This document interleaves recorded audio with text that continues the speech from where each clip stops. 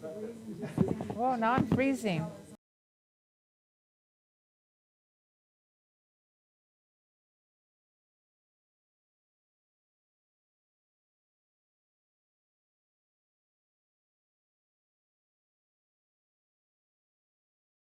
To order, can we have roll call, please? Councilmember Tate. Councilmember Carrillo. Present. Councilmember Stowe. Vice Mayor Flores. Present. Mayor Reyes. Present, thank you. And that brings us to oral communications. This is the opportunity to address the City Council on any matter scheduled for closed session. Unless additional time is authorized by the council, all commentary shall be limited to 3 minutes. Do we have anyone who'd like to comment on closed session items? Seeing none in the chamber. Is there anyone virtually? No, Your Honor. Okay, thank you. So we can move on to reading those items. Thank you, Your Honor. There are 6 items before council in closed session this evening. The first pursuant to Government Code Section 549.6.8, Council Real Property Negotiators, Property APNs 302-130-015, 302-130-007, 302-130-019, and 302-130-021. Agency Negotiator John Lawless, negotiating party City of Porterville and Friant Water Authority under negotiation terms and price. Item 2, Government Code Section 54957.6, Conference Labor Negotiator, Agency Negotiator John Lawless and Patrice Hildreth, Employee Organizations, Porterville Peace Officer Association, Porterville City Firefighters Association, Fire Officer Series, Management Confidential Series, Public Safety Support Unit, Porterville City Employees Association, and all unrepresented management employees. Item 3, Government Code Section 54956.95, Liability Claim, Claimant Rihanna Encinas, Agency claimed against City of Porterville. Item 4, Government Code Section 54956.9, subsection D, subsection 1, Council Legal Counsel, existing litigation, statewide traffic safety and signs incorporated v. California Professional Engineering et al. And related cross complaints, Tulare County Superior Court case number 284137. Item 5, Government Code Section 54956.9, subsection D, subsection 3, Council Legal Counsel, anticipated litigation, significant exposure to litigation, 6 cases in which facts are not yet known to potential plaintiff. And item 6, Government Code Section 54956.9, subsection D, subsection 4, Council Legal Counsel, anticipated litigation, initiation litigation, 1 case. Staff's report. Okay, thank you. We will move into closed session and reconvene at 6:30 p.m.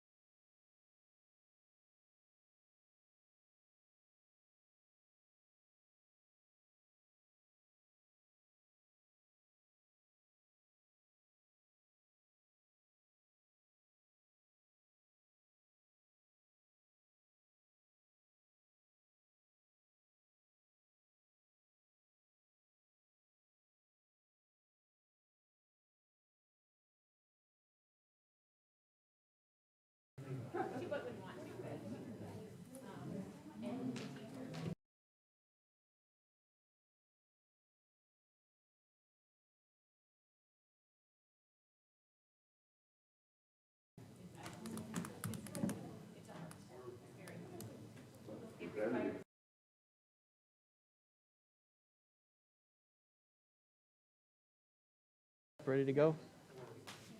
Yeah? Oh, I guess I better, you're,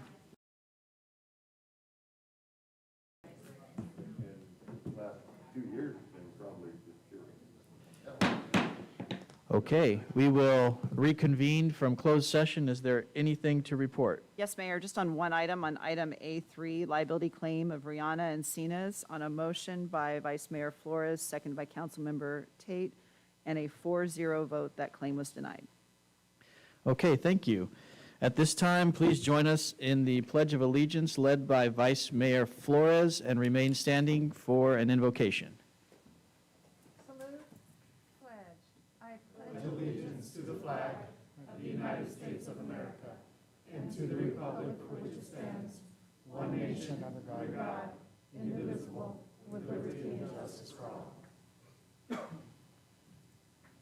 Is there anyone who'd like to come forward and give an invocation? If not, I'd like to ask for a moment of silence, and I'm going to name some specific things that you may have in your thoughts. First, the passing of Senator Bob Dole, who gave his life service during to the country and much deserved respect. Also, local icons, Jacob Rankin, former superintendent for PUSD, and then local community icon, Mr. James Howell. But of course, also in your thoughts, please, a remembrance for the attack on Pearl Harbor.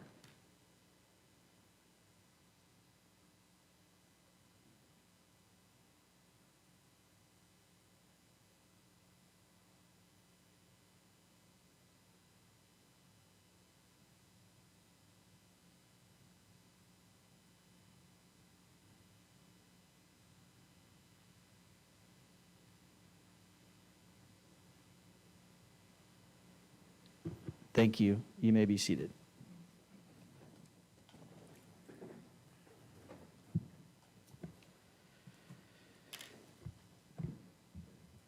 This brings us to oral communications. This is the opportunity to address the council on any matter of interest, whether on the agenda or not. Please address all items not scheduled for public hearing at this time. Unless additional time is authorized by the council, all commentary shall be limited to 3 minutes. Is there anyone who would like to come forward for oral communications? And as a reminder, as you come forward, please state your name and address for the record. Hello, my name is Renee Kirtley. I live on Westfield. Is this a done deal? You're going to make my street 4 lanes. What about extra fire, extra police, extra hospital space, extra city services, and water? There's nothing on the agenda. I've been following this. How did this get past us? And the police. You're going to add 250 houses. Well, let's round it off. 500 people? Is our city prepared for 500 more people? And why do you have to make Westfield 4 lanes? Do you know how much that's going to cost you? Why can't you just help the Burton School District out by buying the rest of the Lombardi project that will help the people get in and out of the school? At this point, you made one way in and one way out. What were you thinking? And now you have a backup, and now you want to shove all that space out onto Westfield? And here's the picture. You've got a canal. You landlocked this. Who decided? Who thought this was a wonderful idea?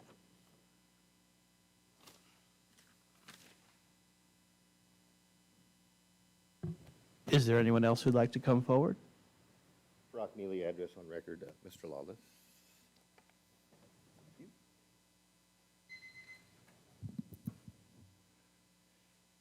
What you're looking at here are some pictures of the intersection of Mulberry and Newcomb.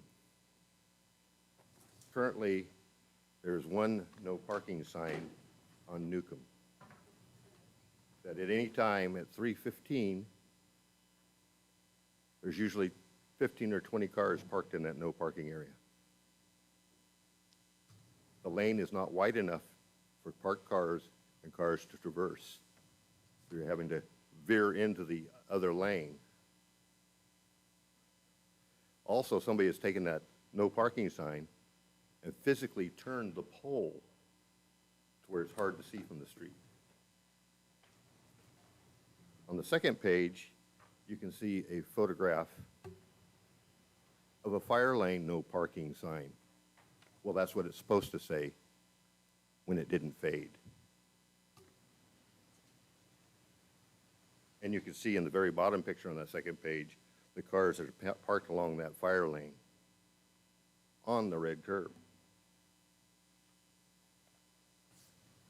The third and the fourth picture show from the map, from Google Maps, basically where things are in relationship to the intersection.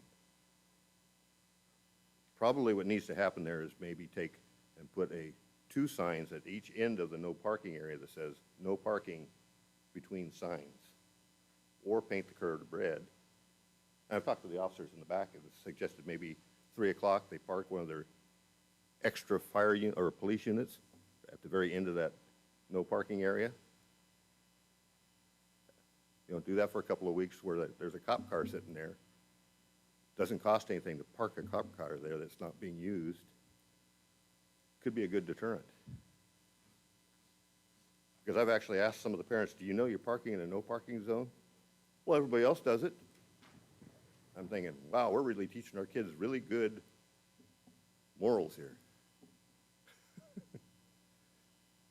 Either that or Jake's people can write a lot of parking tickets,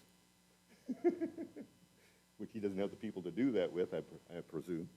But anyway, something to look at. Also, with the one sign that's, you can't read it anymore, Michael said that they're going around doing an audit of the signs. But city employees, when they're driving through town, if they see something like that, most of them have a radio into dispatch that, you know, there's a sign here that needs to be looked at. Let's make our town a whole lot safer and a lot better looking. Thank you. Thank you.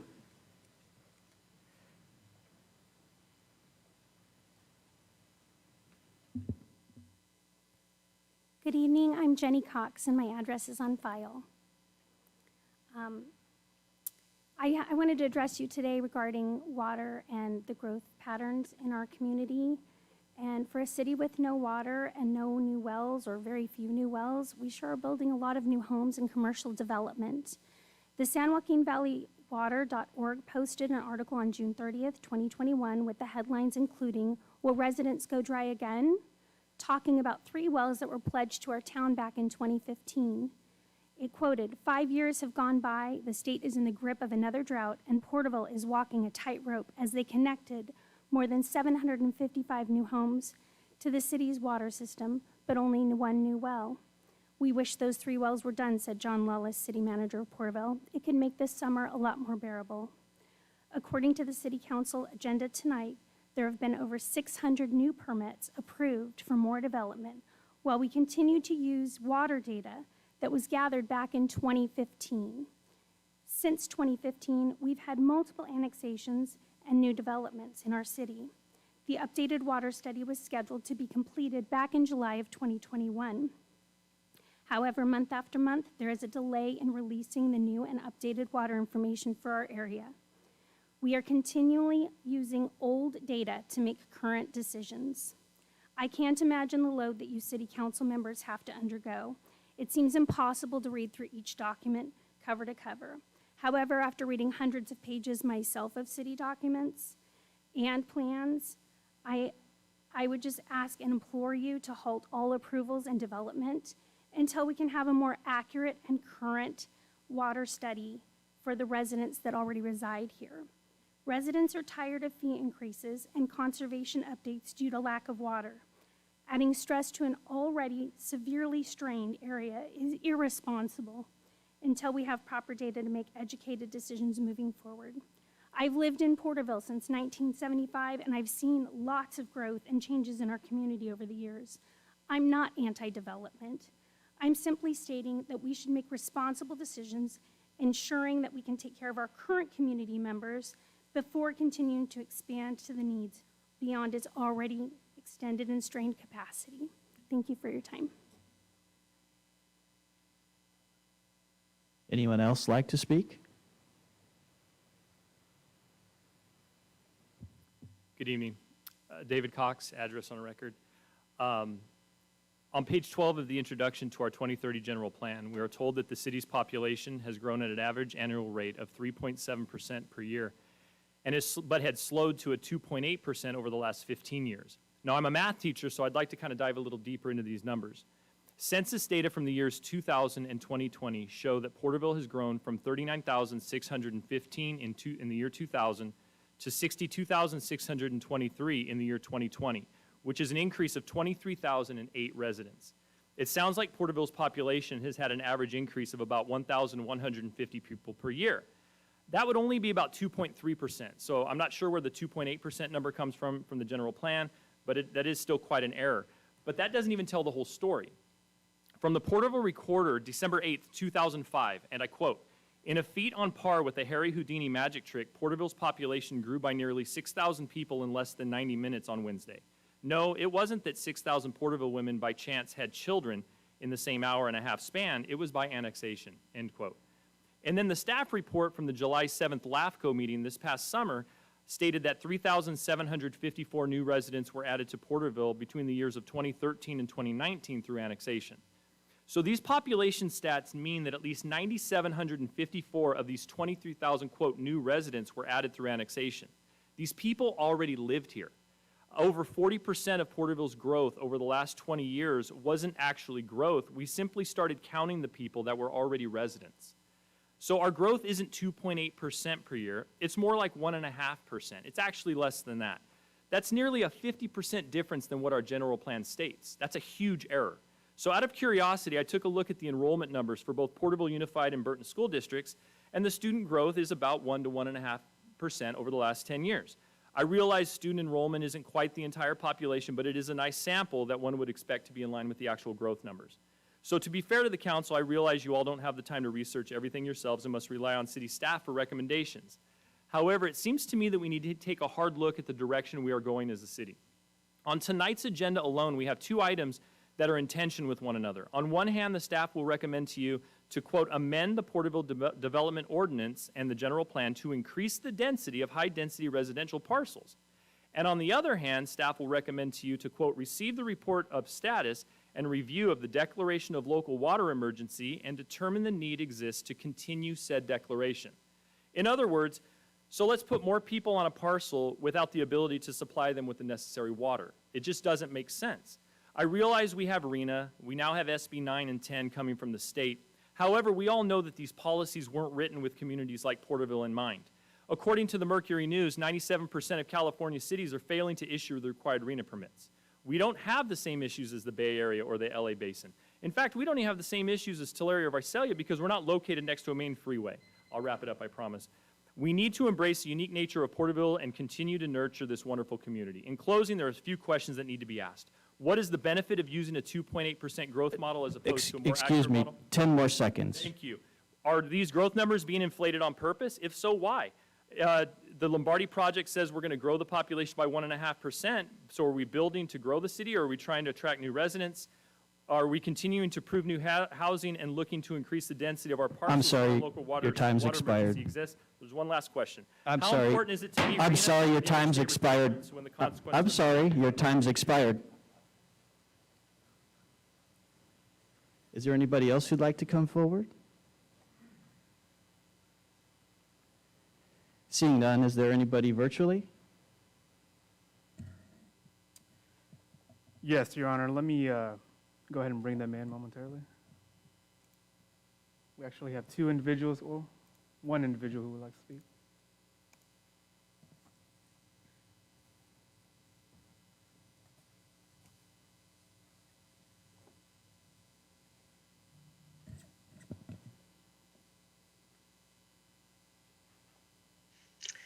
Hi, good evening, Mayor Flores. I did it again. Good evening, Mayor Reyes and City Council members. This is Christina Clausen from the Porterville Chamber of Commerce. My apologies for not being present today, but I did want to make an appearance to thank everyone present at the Christmas parade this weekend, and a very heartfelt thank you to all of the City of Porterville staff. It was a great event as the as being behind scenes. I had some great support from all of the staff members, and I'm really excited, really happy with the turnout, and I hope that everyone feels the same as well. Thank you. Thank you. Are there any additional comments?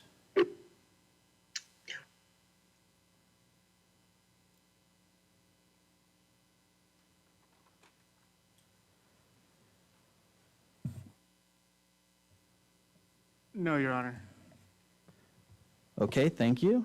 And seeing no further comments in the chambers, we will conclude oral communications and move on to the AB 1234 reports, although I wanted to note that because of the redistricting public hearing, it is a time-noticed public hearing, so we will interrupt the reports at 7 p.m. as that is the notice time for the public hearing, so that we can take care of the public hearing and then resume the reports afterwards. So we can start off with the first. Yes. May I make a recommendation, if it's permitted, that we do the AB 1234 reports after the last item on the council agenda for tonight? Is that permitted? So that we can continue with the agenda items and then we do our reports. Sure, we can move the reports to the end. And then, so we probably have time to take the consent calendar prior to Yes. the public hearing. Okay, council, is that satisfactory? Okay, so we will Thank go ahead you. and move the AB 1234 reports to the end and move on to the consent calendar. All consent calendar items are considered routine and will be enacted in one motion. There will be no separate discussion of these matters unless a request is made, in which event the item will be removed from the consent calendar. All items removed from the consent calendar for further discussion will be heard at the end of scheduled matters. Council, how would you like to proceed? Mayor, if there are no noted conflicts or items to be pulled for consideration, I make the motion that we accept items 1 through 8 of the consent calendar. I second. Okay, and so at this point, it was pointed out that there is, that I believe it was item 6. It's on the very edge of the line of where I would have a conflict. So out of abundance of caution, I'd just like to recuse myself from voting on number 6 for the consent calendar. So we have Okay. a motion and a second. We'll go ahead and call for the vote.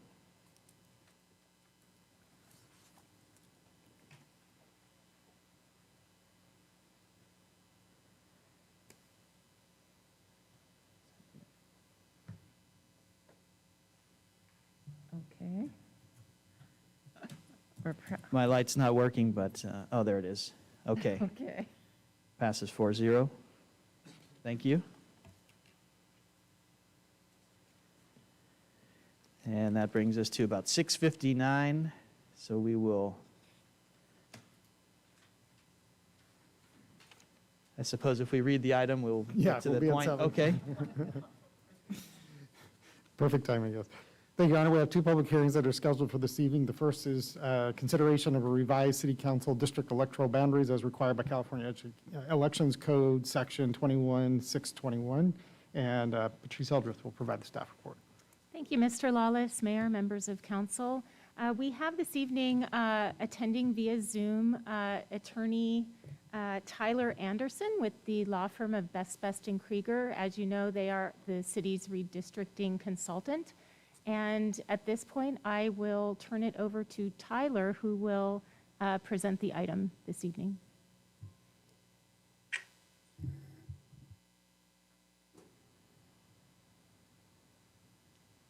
Hi there. This is Tyler Anthony. Can everybody hear me okay? Just wanted to make sure that I'm coming through okay.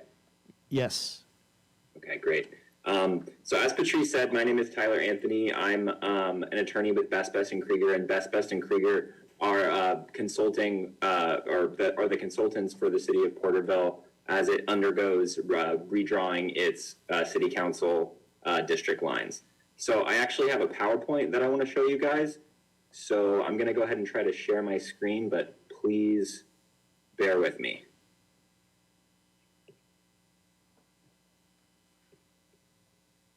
All right, can you guys see the slides? Yes. Okay, great. All right, so basically, just as a general kind of overview of this process, every 10 years, the local governments are required to redraw their district lines. And so by statute, that process entails a number of public hearings. So there will be 4 total. Tonight is the first public hearing. And really the goal of tonight is to just kind of give you the lay of the land of this process, kind of convey the standards that we'll be utilizing to help you guys redraw the district lines, and kind of talk about next steps and where we go after tonight.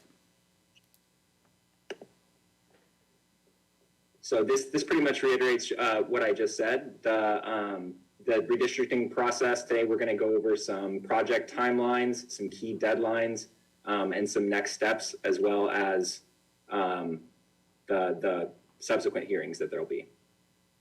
So this just kind of summarizes the landscape of council member elections in the city of Porterville. So council members hold 4-year terms. Districts 1 and 2 will have elections in November 2022. Districts 3, 4, and 5 will have their elections in 2024. And so this slide kind of details the process that we're going to be going through. So over here on the left column there, that first cell says initial pre-draft hearings. So as I mentioned, there will be a total of 4 public hearings, tonight being the first one. And then there will be another one, and I believe that date is January 18th, 2022. The point of these first 2 hearings, as I said, is really to try to engage the community, gather some information from the community. And so after we have that second public hearing, the citizens of Porterville and anybody that would really like to will be able to submit a draft map of what they want their boundaries to look like. We're ultimately going to release those draft maps so they can be commented on by the public. There'll be a third public hearing, and then there'll be a fourth, which hopefully we will be able to adopt the maps at that time. So this slide shows some of the standards that apply to this process, and you'll notice there's kind of 3 different buckets.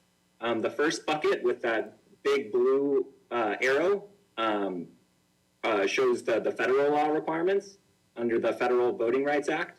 And so some key concepts to keep in mind under federal law is that the districts usually have to try to be as close to the same number as possible. And what I mean by that is each district should have roughly the same number of citizens as any other district. Also under the Fair Voting Rights Act, there can't be what's called racial gerrymandering, which basically just means intentionally drawing lines to dilute minority votes.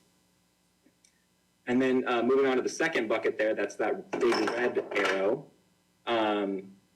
These show requirements under the California statutes.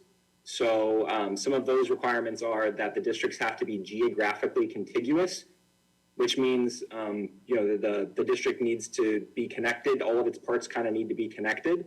You can't have like a dot here and then another rectangle on another part of the map, and those 2 pieces not being connected. They have to be connected. Also, you want to try to preserve geographic integrity of local neighborhoods and communities of interest. The map should be drawn in such a way that they can be easily understandable. So using common landmarks to kind of designate the boundaries is something that we want to try to do. And they also should be geographically compact, which means that they should kind of look like, your standard geometric shapes as much as possible and not kind of weird, shapes. And then this third bucket here are just some traditional principles that guide this process as well. One thing that we want to do is we want to try to minimize any voters getting put into a different election cycle. So we want to try to, those that are going to be voting in November of 2022, we want them to vote in 2022. We don't want this process to change that. We need to account for future population growth. And we want to try to, as much as we can, preserve the core of existing districts. So this is a map of what the current districts look like. So kind of some interesting shapes going on there. And this is some census data kind of showing, the population of the various districts. A couple things to note about this slide. So the very far left column shows the districts. The column right next to that shows the total population for each district. So you'll notice for the first district, it says 12,000. The second says 11,000. Where it says raw deviation, that's the difference between the population of that district as reflected in the census data and where we would ideally like it to be so that all the districts have the same number of voters. So for instance, where it says ideal district population down near the bottom of the slide of 12,577.8, that's ideally what we would like all of the districts to be in order for them to be equal. And you derive that number by dividing the total population, which is 889, by the number of districts, which is 5. And that gets you that ideal population per district. So that raw deviation column there shows you the difference, either more or less, from that 12,000 number. So you can see in that column, District 1 is over by about 160 people. District 2 is beneath by about 900 people. And then finally, this last little bit at the bottom where it says total deviation, it says 14.71. That reflects the percentage deviation or deviation from the kind of the amount of people that we would like to be in each district. So that 14.71 figure there, that's actually higher than what it should be. It should be right around 10% or lower would be ideal. So that's something that we're going to have to address as we redraw the district lines. So this kind of reiterates some of the things that we were talking about in the last slide. The total deviation is higher than acceptable range at 14.71%. Also, this slide points out that 4 out of the 5 districts are already what's referred to as majority-minority populations, which means that a majority of the voting age population of those districts are minorities. And that's important because one thing that we want to try to do as we're drawing these boundary lines, to the extent that we can, is to try to create districts that have that are majority-minority, and that's codified in the law. But it shouldn't come at the expense of fulfilling all the other requirements. So really, the way to think about it is, if we can create majority-minority districts while also complying with all the other requirements that we've been talking about, then really we should try to do that. But it looks like there are already 4 majority-minority districts just based on the current census data. And then ultimately, I think the big thing here is that total deviation. And so the current district boundaries are going to need to be adjusted for population balance to make those districts a little bit more equal in population. So this is more kind of a repeat. These are our kind of main goals in drawing the district lines. Again, equal population. The racial minority voice cannot be diluted. The districts have to be geographically contiguous. And these requirements are measured objectively.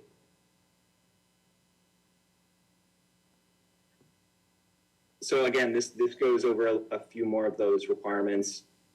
You want, again, the boundaries of the districts to be pretty clearly designated by recognizable landmarks, like roadways, rivers, railways, something so that people can understand what district that they're in. And also compactness, which again was what we were talking about, in kind of wanting our maps and our districts to look like nice classical geographic shapes to the extent that they can. And this is kind of more of the same. It's talking about communities of interest, which is another thing that we want to keep in mind when creating these districts, is to keep what are called communities of interest together. So if there are, some particular community that's contiguous and that has some kind of special interest, that's one thing that we want to keep in mind in drawing these maps.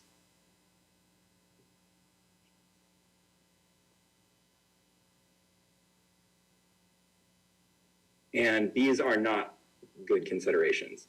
We don't want any incumbent council members' residences to determine the district lines, obviously. And we don't want to draw them based purely on political affiliations. So, in addition to kind of giving you an overview of the process, another major purpose of this hearing is to get the community involved and to try to get an understanding from community members what their neighborhoods look like, kind of what boundaries they use to kind of define those neighborhoods, what are some other notable areas in the city, and then we also want to inform the public on how they can participate in this process.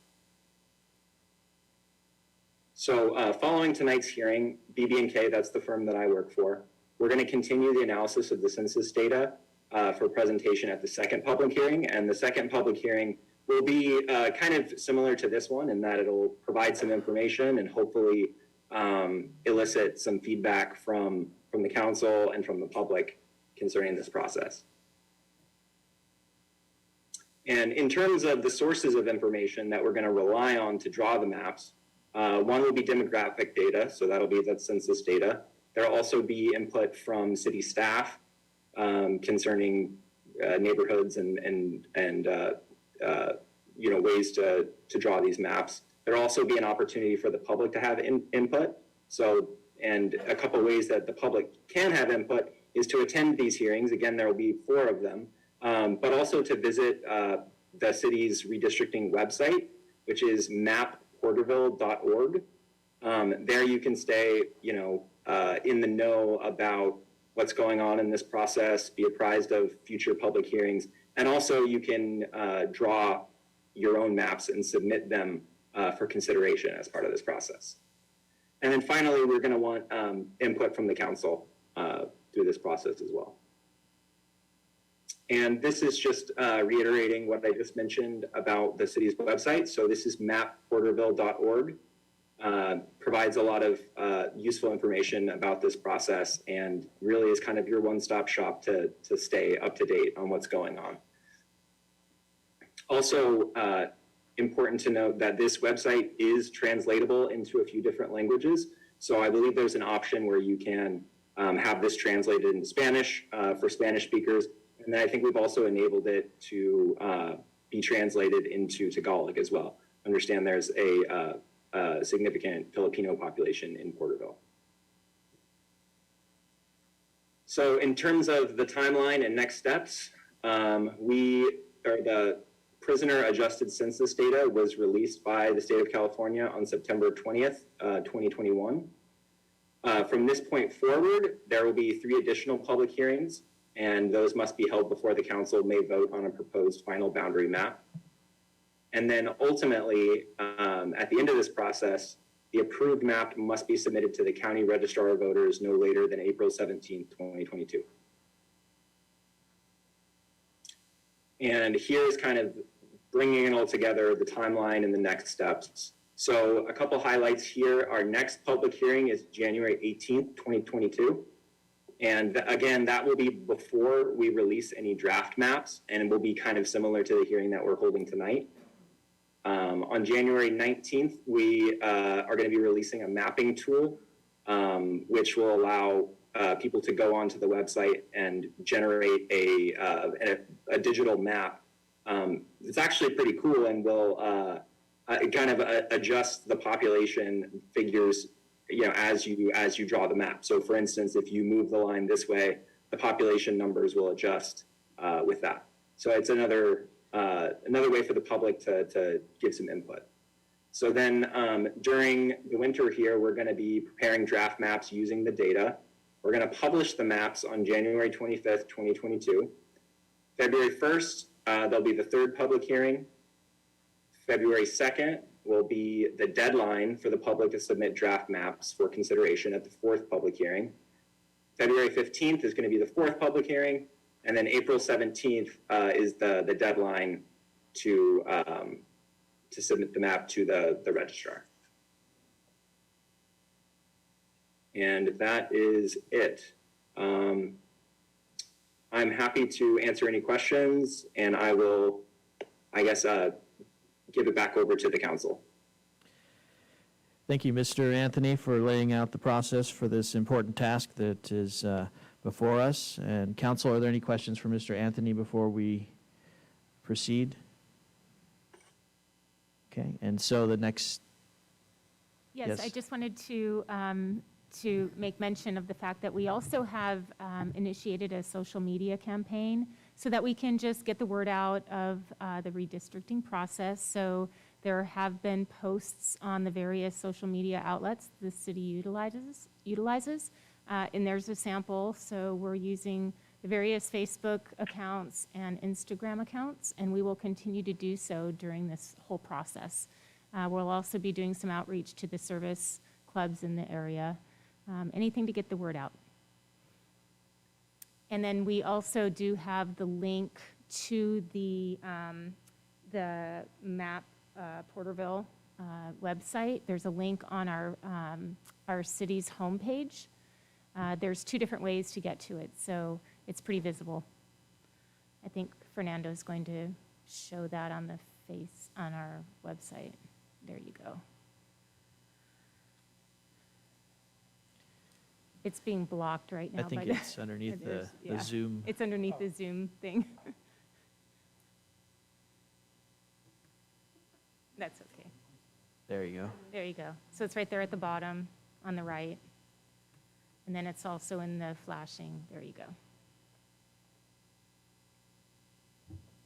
Thank you. Great, and I think the social media so far has been effective. I know that I've seen the post, not only the original post, but shares from other folks because of that, so, which is completely appropriate to get the word out on this, again, very important process. So now is the time where we will start the public hearing. So it is 7:18 p.m. and we will open the public hearing for those who would like to come forward and speak about the redistricting. Brock Neely, address on record. Is there any way they can release the mapping software prior to the 19th? That's a pretty short timeline for an average citizen to learn a piece of mapping software and working with demographic data. I did it with the county maps, and it's not easy. Just wondering.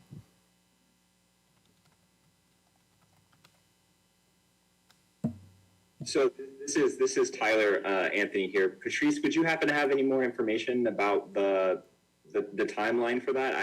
I don't want to give any incorrect information. I'm sorry. For releasing that sooner? Correct. I could certainly work with Stephanie. This is the timeline that we put together, given the fact that the holidays are approaching, and we could certainly look at it. Okay, thank you. Is there anyone else who would like to come forward and speak for the public hearing regarding redistricting? I don't see anyone in the council chambers wanting to come forward. Is there anybody virtually?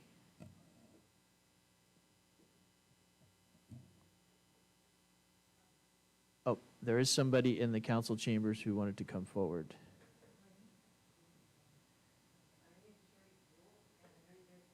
Questions for me, but related to the social media post, I know I work with elderly, and a lot of them don't have social media, but they would like to understand how they could be involved without social media. So I don't know if there's any way that you guys can figure out a way we can reach the different retirement facilities and things like that where the elderly are too, because they would like to really be involved. Also, he had said something when he was speaking about special interests, and I'm not exactly sure where that comes into play, if that's just regarding like the community-based certain businesses or whatnot. I just would like to know what that is.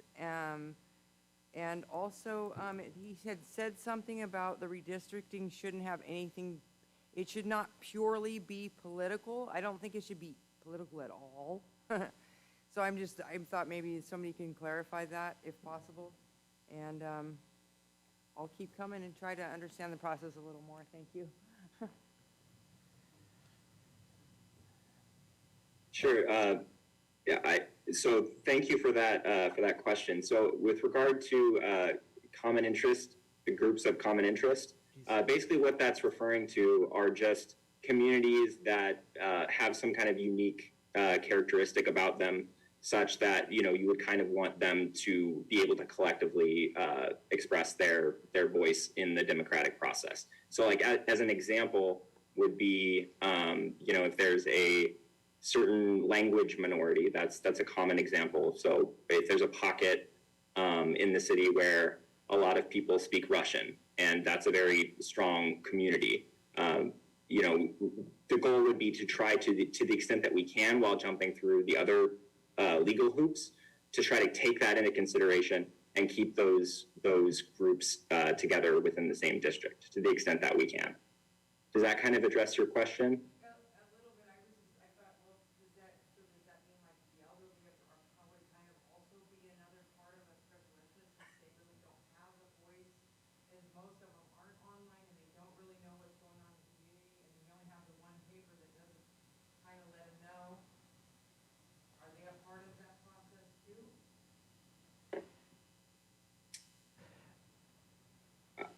I'm so sorry. I couldn't quite hear. I'm sorry, I was going to ask you to come forward, but I wasn't sure if you could hear you. So what I was asking about the elderly community, because they are a big part of the voice, but yet they don't feel as though they're being heard, that I've spoke with, and I deal with them on a daily basis. And so I was just wondering, how will they also play a part into that, where maybe city council will make sure people are going out there and talking to the elderly and letting them have a voice also?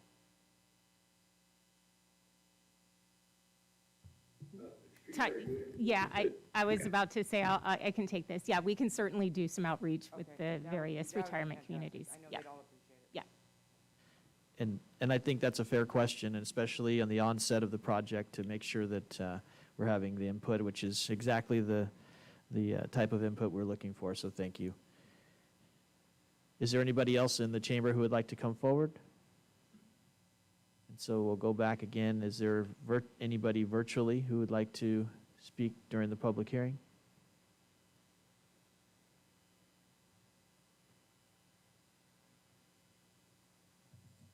No, Your Honor. Okay, so there's nobody virtually. Just one more time in the chambers. I don't see anybody. So we will, and there'll be more opportunity for feedback as stated by Mr. Anthony, and we look forward to that in the future. So we will close the public hearing at 7:24 p.m.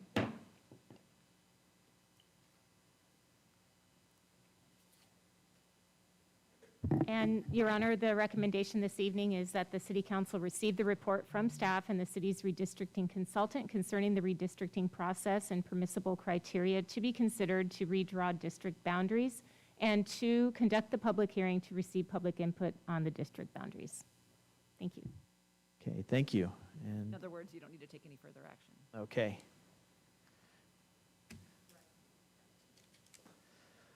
Okay. All right. So then that means we can move on to the next public hearing. Thank you, Your Honor. Your next public hearing is to consider designation of Rule 20A Program Utility Undergrounding Project. Staff report provides some background on what the Rule 20 program is, which there's a Before we do that, we've got a couple conflicts on this one that we need to. Okay. Or one conflict, I'm sorry. So Mayor Reyes has property within 500 feet of one of the projects that is affected by this. And so my recommendation is that it could have an effect on his property or a financial effect for him. So it would be best if he disqualify himself. Yep, thank you. I know we're back to the old school way of disqualifying ourselves. Okay. All right, then. We will continue as soon as he steps out the door. All right. Okay. Thank you, Mayor Pro Tem. As I shared, the staff report provides a little bit of background on what is called Rule 20, which is a couple different flavors that develop projects for undergrounding of utilities. And one of them specifically for local governments, both the city and counties, is what's called Rule 20A, which all of us as rate, every utility account has a approximate $1 per month assessment that's added to it that goes into a large a fund in each jurisdiction that then collected over time or as a work credit ultimately leads to an undergrounding project. And given that it's a fairly limited amount of funds that happens over time, it's about $60,000 a year that accumulates in an account, and this is with Southern California Edison, for them then to eventually have enough funds to be able to complete a project, which usually is at least $1 million, if not more. So it takes a number of years to accumulate funds to accomplish a project. Back in 1999, the City Council developed a plan that called out 9 projects, and a copy of that's provided as attachment. In 2008, the City Council adopted a resolution, which is one of the requirements to take project number 2 that was on that list as its priority and to begin the engagement process with Southern California Edison on that Rule 20A project, which was Division Street between Putnam and Olive Avenue. And so for the last 15 years or so, there's been, I would say, annual conversations looking at what the account history was, looking at what potential project estimates were, and there just wasn't sufficient funds really to move forward with the project.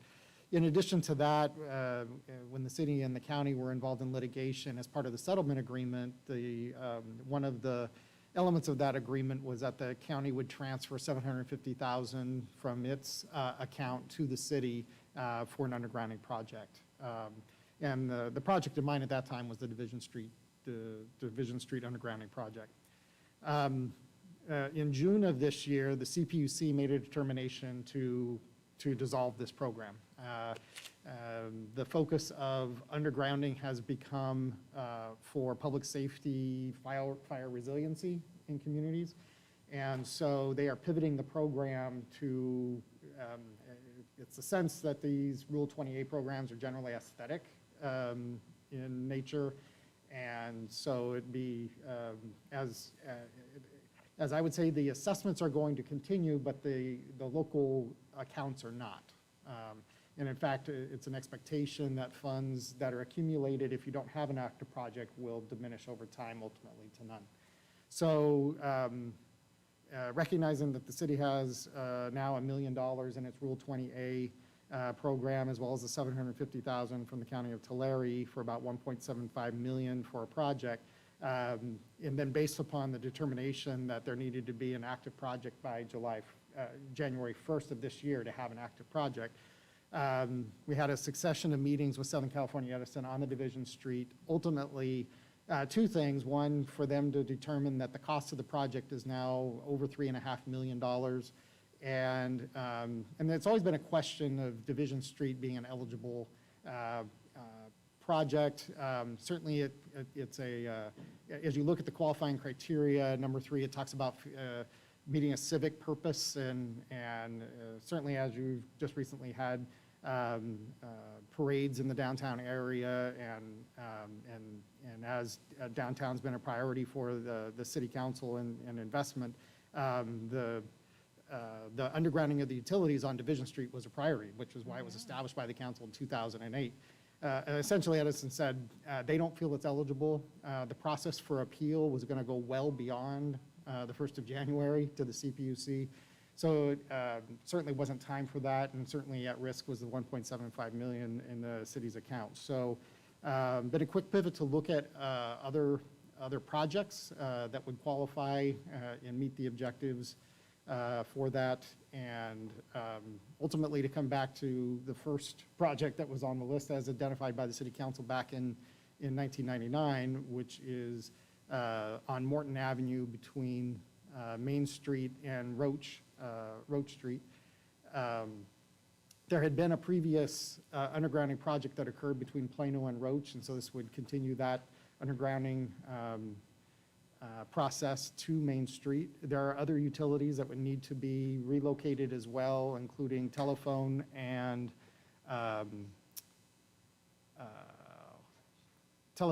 cable TV are both also utilities, and there's processes that we're going to have to follow with them as well, but this is specific to the Edison side. Those relocations would occur as part of it as well. Looking at some of the scenic or civic pieces is that this segment includes the rails to trails that occurs along Morton Avenue, as well as the new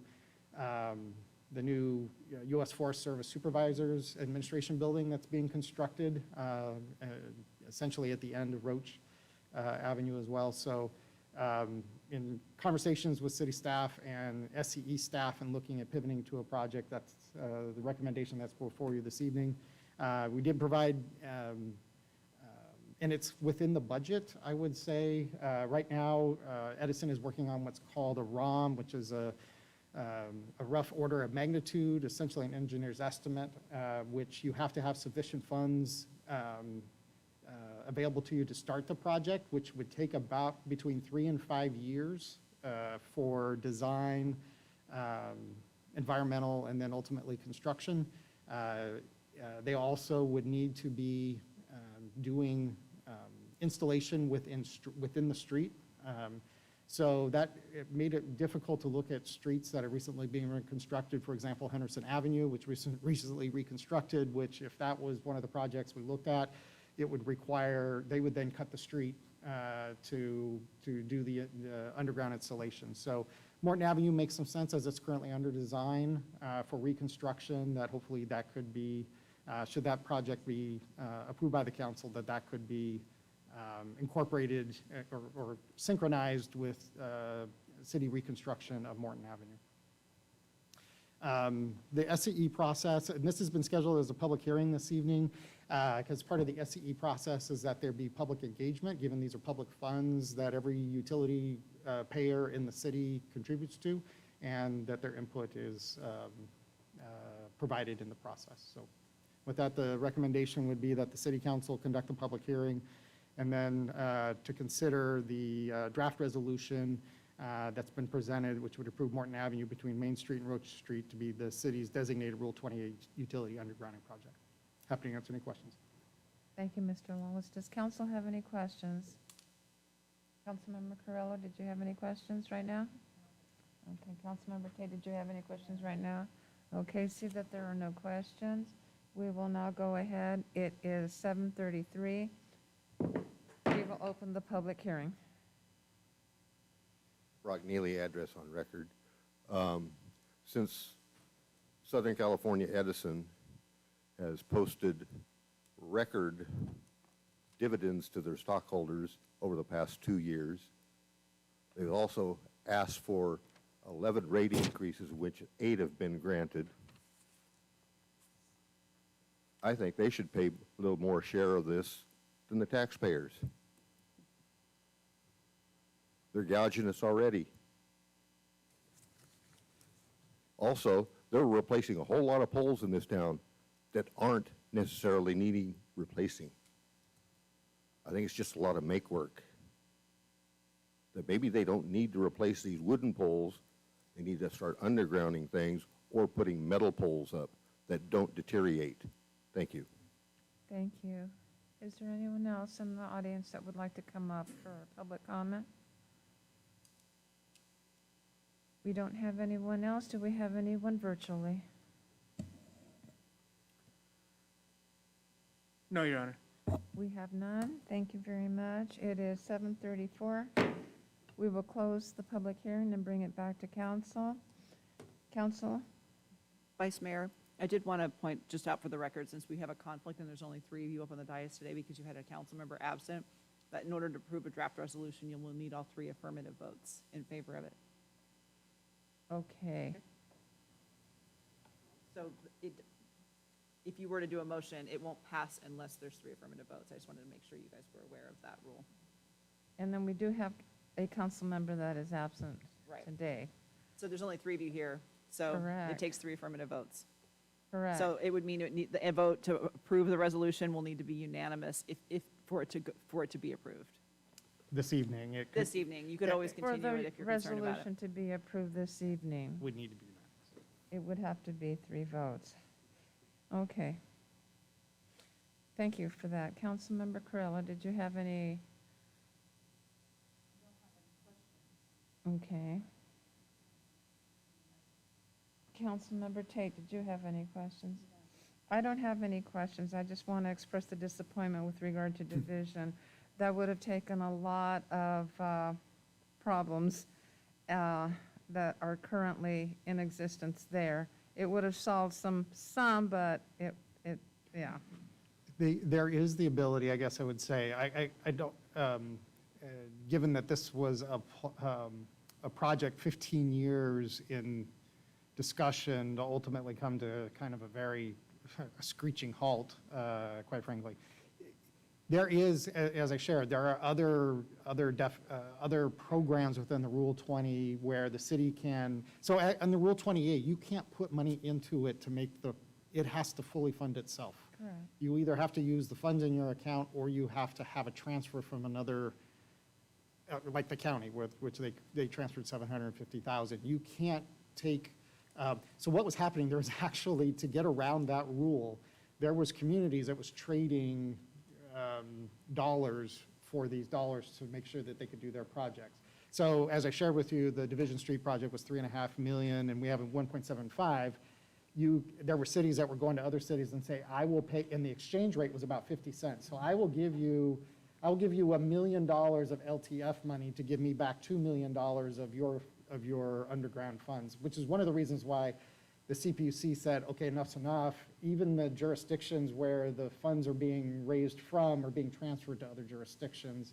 And then so there was a confluence of factors that came together and just said, that's it, that program's going away. But there are going to be there's what's called Rule 20B, which is where you can form a district and it can be partly property-based, it can be entirely property-based, it can be partially property-based, and then the local jurisdiction, and that's probably the most common kinds of undergroundings that you see where, which is not subject to new development, where a jurisdiction will partner with property. So it is still something that perhaps the city could look at in a long-range view of a downtown, right, and which is under the Rule 20 B and C programs. So. And the clarification that if we have to have the project by the 1st of January or we lose the funding? So we have to, right, so on the city standpoint was to have have the city select by resolution, that's very clear, a resolution saying this is the project. And then it transfers to Edison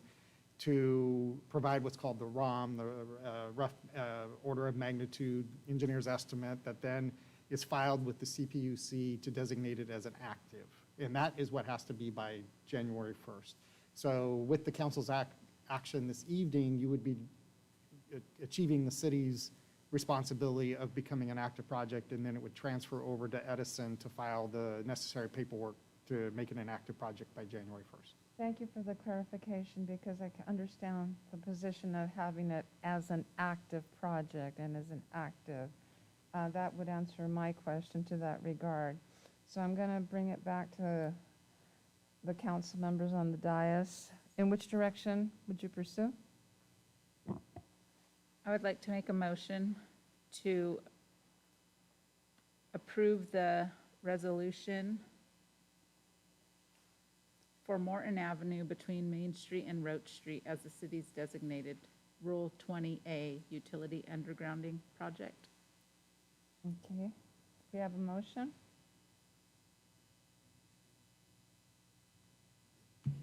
I thought that was a motion. That is a motion. That's what I Okay. said. We have a motion. Okay. Is All right, there- I second it. And we have a second on the table. Is there any further discussion? No further discussion? Let's call for vote. Passes 3-0. Okay, Thank you, thank you. Council.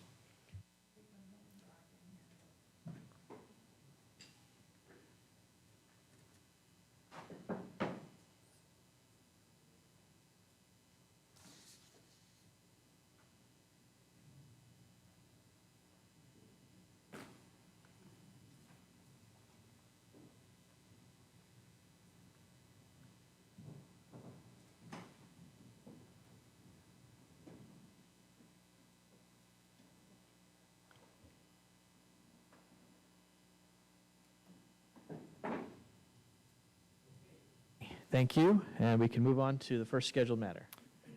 Thank you, Your Honor. We have 5 scheduled matters before the council this evening. The first is consideration of new library site selection, and Mr. Moore will provide the staff report. Thank you, Mr. Lawless, Honorable Mayor, and members of the council.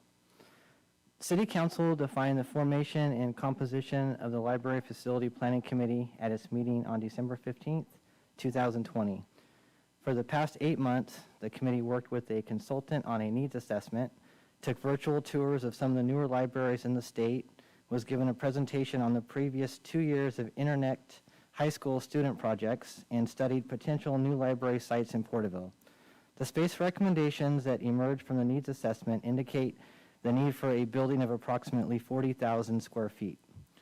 City staff developed 8 criteria in assessing potential library sites: acreage, zoning, if property is city-owned, census tract, accessible by multimodal path, ease of access, topography, and future expansion potential. 8 potential sites were selected to be the focus of the study: Olive Avenue and Heritage Center, 4th Street and Henderson Avenue, Murray Park West, Henry Street and Putnam Avenue, Indiana Street and Morton Avenue, Springville Avenue and Indiana Street, Henderson Avenue and Prospect Street, and D Street and Cleveland Avenue. These 8 sites were believed by city staff to be a good cross-section of owner types, zones, location, and size. At its meeting on October 21st, 2021, the Library Facility Planning Committee voted to narrow the list of potential library sites from 8 to 3. The committee's top 3 sites were the only ones out of the 8 that had the priority factors of the committee, which were that the site was city-owned, zoned appropriately, and had room for expansion. At its meeting on November 18th, 2021, the Library Facility Planning Committee unanimously selected the Olive Avenue Heritage Site to recommend to the City Council as a site for the new library. The following is feedback from the committee on why it determined that particular site. It is the only site that checked every box of the 8 selection criteria. The site fits perfectly, possesses 3 access points. It is in downtown, adjacent to the rails to trails, and near Main Street. The site lends itself to room for expansion and room for ample parking. The Olive Avenue Heritage Site aligns with a few of the key findings from the needs assessment, which are: community members want their new library to be convenient and easy to use. Given the climate and local love of the outdoors, creating opportunities for outside experiences will be important. Designed with maximum flexibility to adapt to whatever the future holds, keeping expansion options available. And the new Porterville Public Library will provide a game-changing opportunity to support lifelong learning, civic engagement, and community pride. Staff's recommendation is that the City Council provide direction on the new site selection for the new library. That concludes staff's report. I'd be happy to answer any questions. Thank you, Mr. Moore. Are there any questions for staff? I don't have questions. I want to make comment. I really appreciate how this was set up with all the information so that we could look at it. Any other questions or comments? Okay.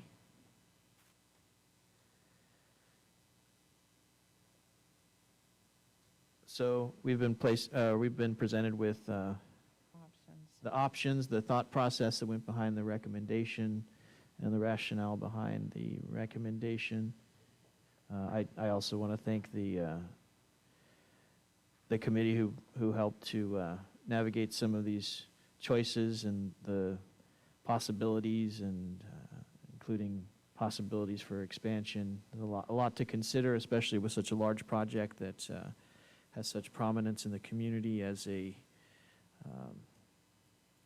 really a beacon of knowledge here in Porterville. So, and it's been a while, and it's a relief to have these options presented to us in such an effective way. So, Council, how would you like to proceed? Well, I know that, I'm just going to comment, as I'm still looking at the information, a lot of members in the community wanted to have the accessibility and to have it close to town and to have the area in the vicinity so that it's easy for several people to get to the community and be able to have that as a tool in the decision, so.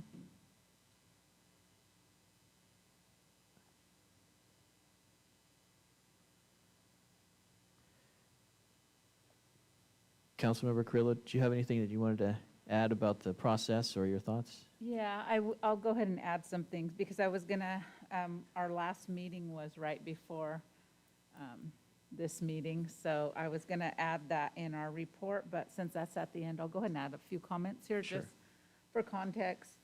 So one of the things that I was able to do when we narrowed it down to the last 3 sites was take a tour of those 3 sites in vehicle, and then got off on foot and walked around to get a real visual of the sites.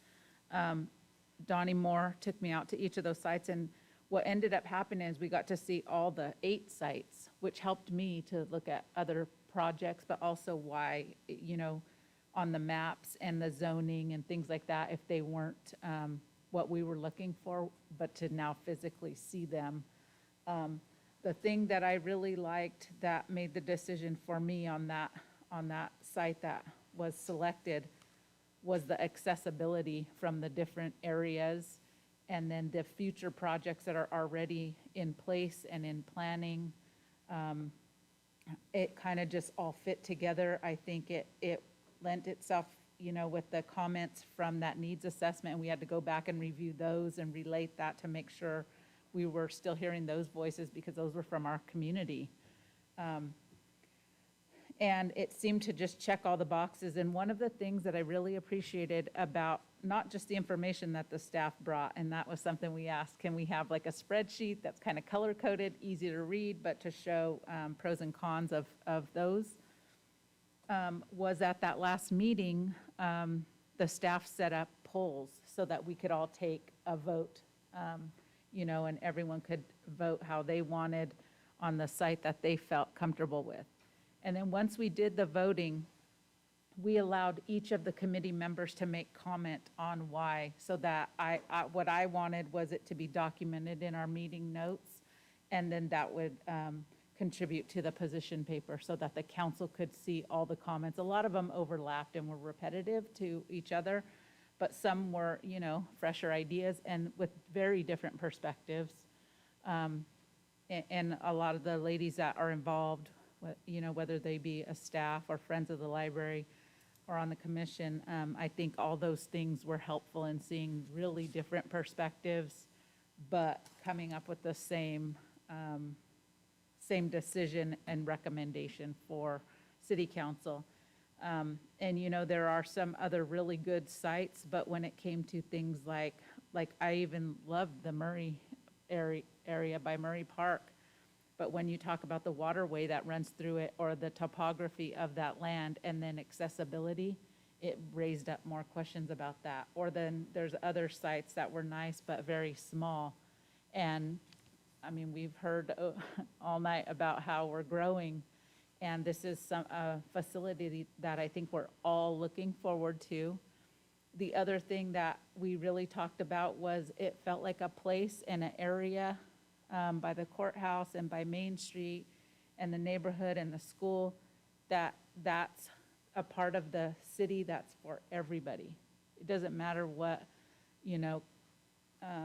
class you're in, what side of town you live in, we still feel like that's a place that everybody will come to and be a part of, whether you're walking that trail, or you're playing sports, or your child goes to that school.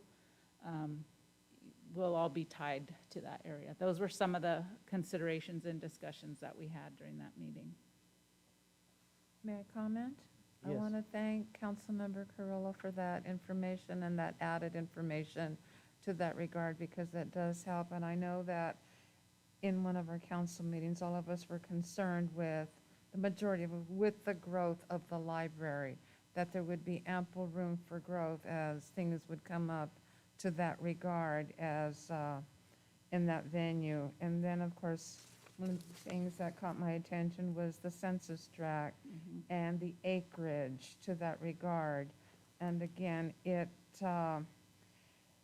the committee has done an excellent overall to bring this information for us to see very clearly what is there. And I immediately saw that the olive heritage would be the overall consensus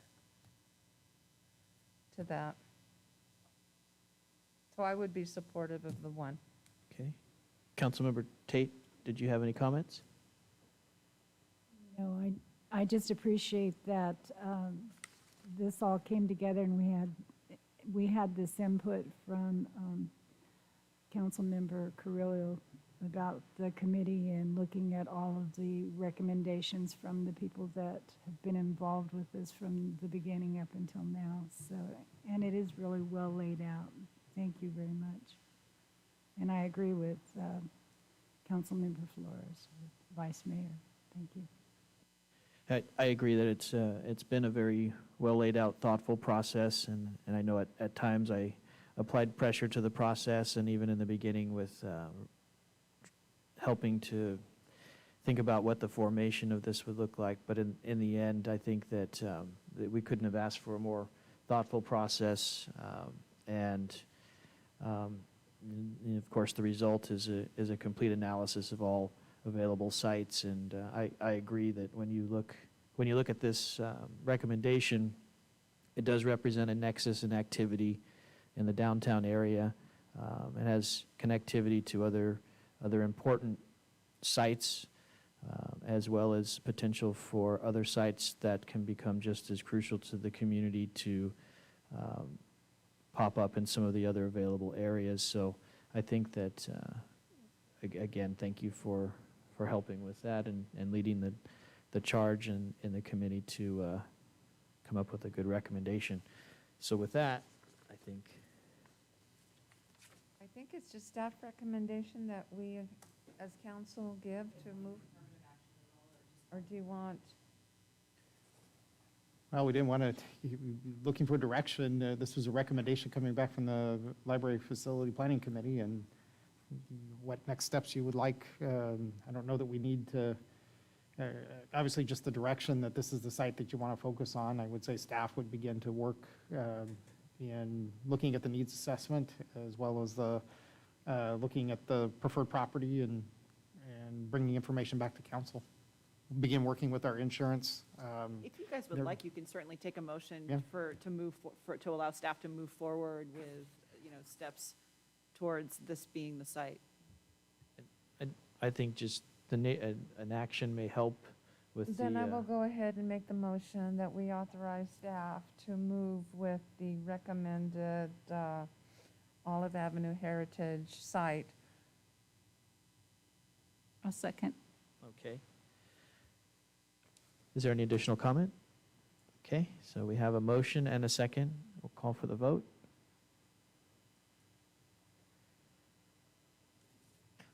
Okay. Passes 4-0. Thank you.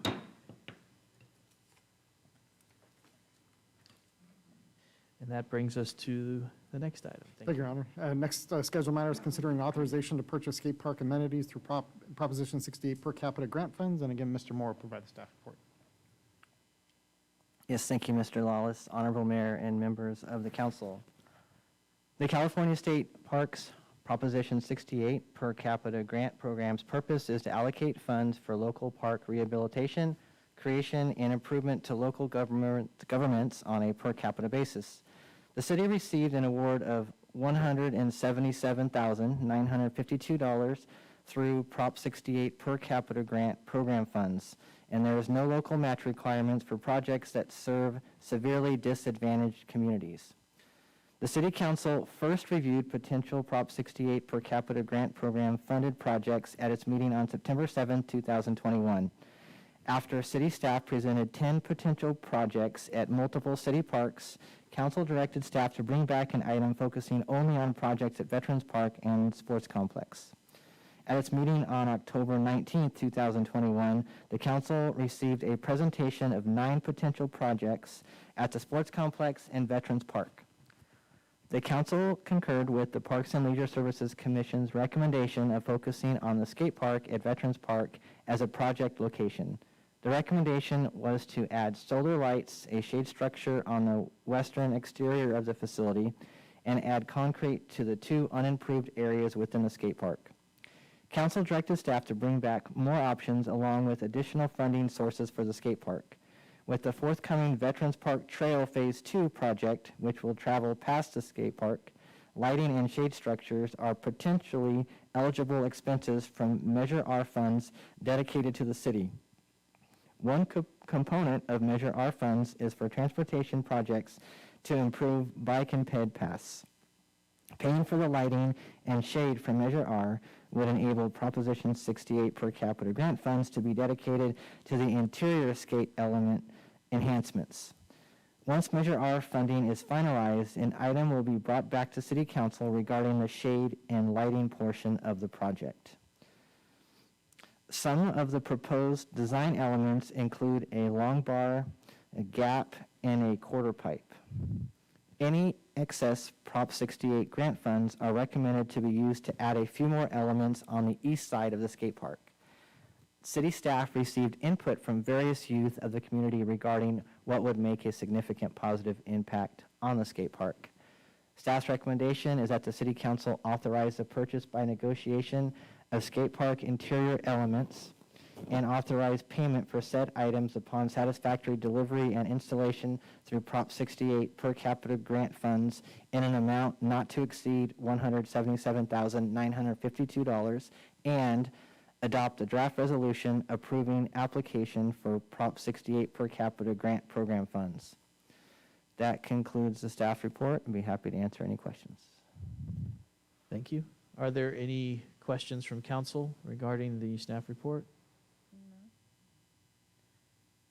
Okay. Mayor? Yes. I don't have any questions. I want to just get to the chase and make a motion that we authorize the purchase up to the dollar amount of the $177,952 and adopt the draft resolution approving the application for Prop 68 for capita grant program funds. Okay, we have a motion. Do we have a second? Second. Okay, we have a motion and a second, and unless there's any other questions, we will call for the vote.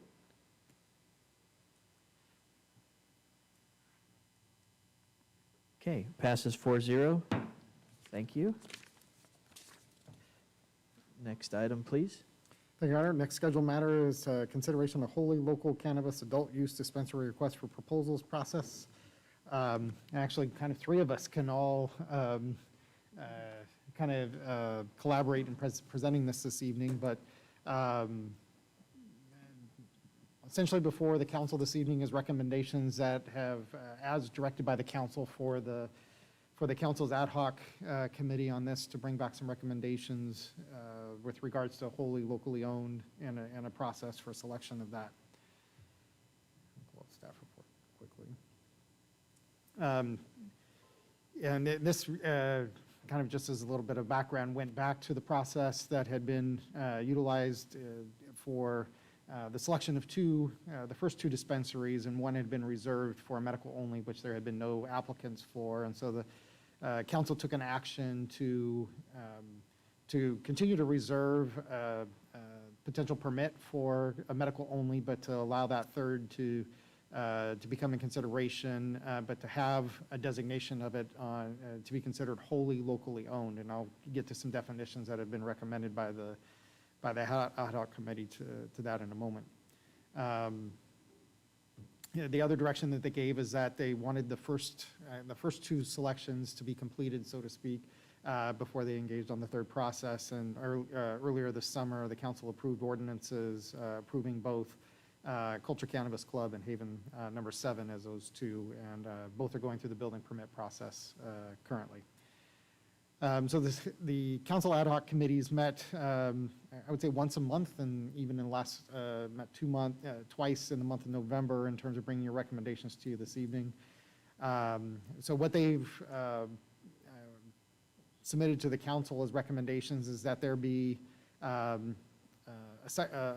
new process developed because the criteria for application has changed. So, but with that as well is the evaluation criteria accordingly, which previously provided bonus points for local ownership, and this would be geared around entirely local ownership.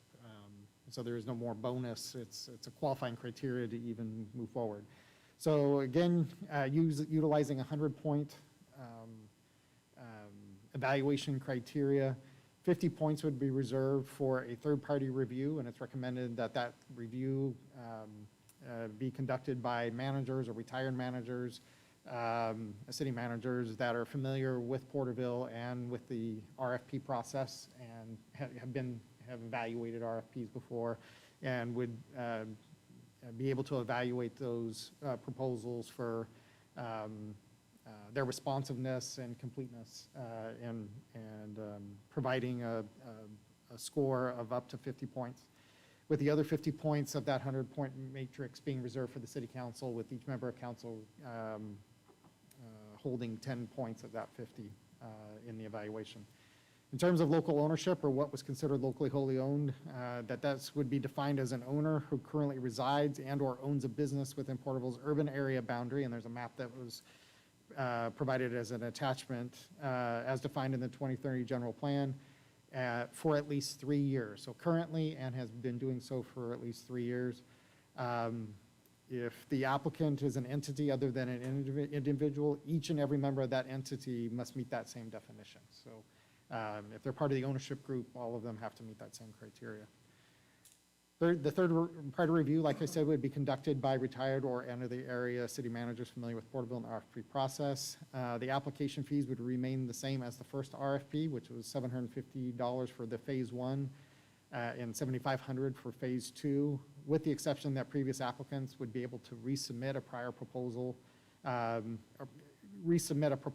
with as long as the same proposed location without being charged a new permit.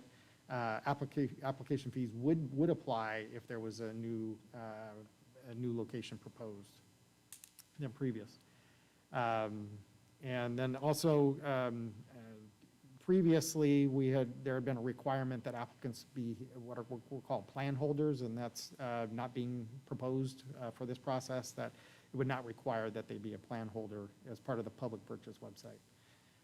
So with that, with the direction of the council, staff can develop a draft RFP for the locally wholly owned cannabis dispensary and schedule an item before the council at your next meeting on December 21st to request authorization to release the RFP. And there's a draft timeline that was prepared by the ad hoc committee that looked at a proposed release date of January 3rd, 2022, with interviews culminating in the month of April. Happy to answer any questions, or certainly members of the ad hoc committee are present and may be able to provide input as well as the city attorney and Mr. Ridenauer, who have been intimately involved in this process along the way. Which I definitely want to thank those who have been in the series of meetings that have allowed us to get to this point. Of course, looking at our previous selection of 2 licenses in reference, but not exclusively as a guide for this, as we have made this the wholly local license. So for the council members, if there's any questions, and I know similar to Councilmember Carrillo with your committee report not having taken place yet, I was planning on during my report saying, well, the item will give most of the report, so, and it has, but if there are any questions about how we arrived at any of those recommendations, and we'd be happy to discuss those. Otherwise, entertain any other questions you may have.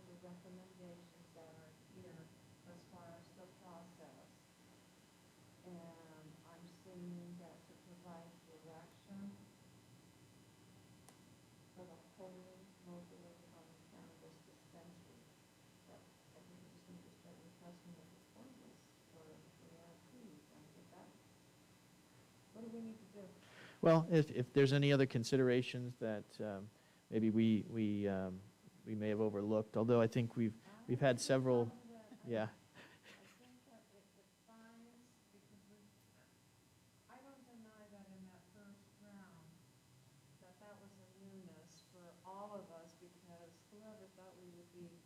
Going through the process of the cannabis and getting that information, and I think we learned a lot in that process. And when we did the evaluation, we did the interviews, that was a news for all of us as well, that we learned the process to the scoring and how it's defined and everything. But I don't have a problem with moving forward with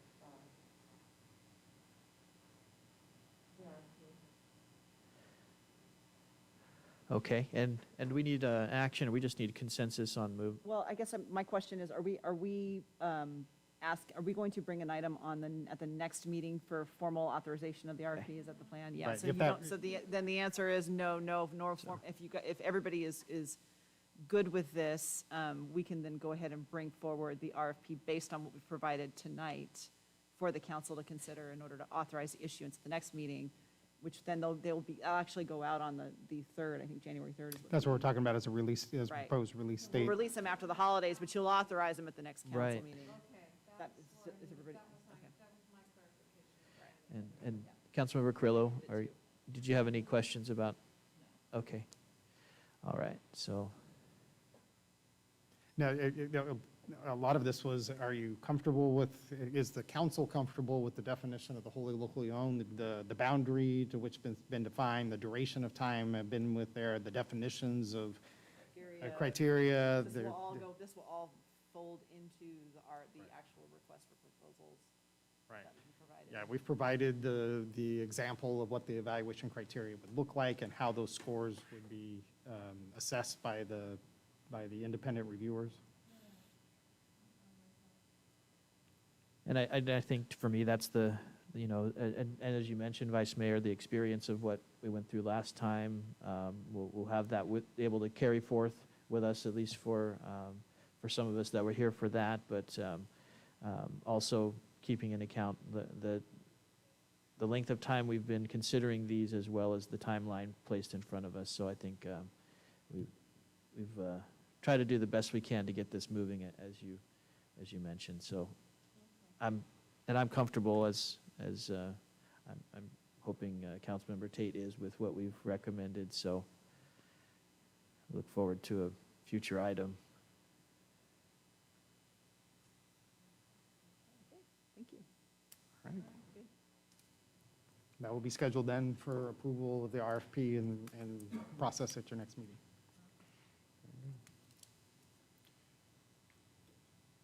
And the next item, please. Thank you, Your Honor. Next item of order is consideration of amendment to the general plan and development ordinance to increase density of high-density residential parcels. Mr. Reitner will provide the staff report, although the city attorney needs to go through a deliberative process. Okay, so before we start this one, we've got, we do have two council members that are within that 500-foot proximity with regard to some of the properties that would be affected by this change.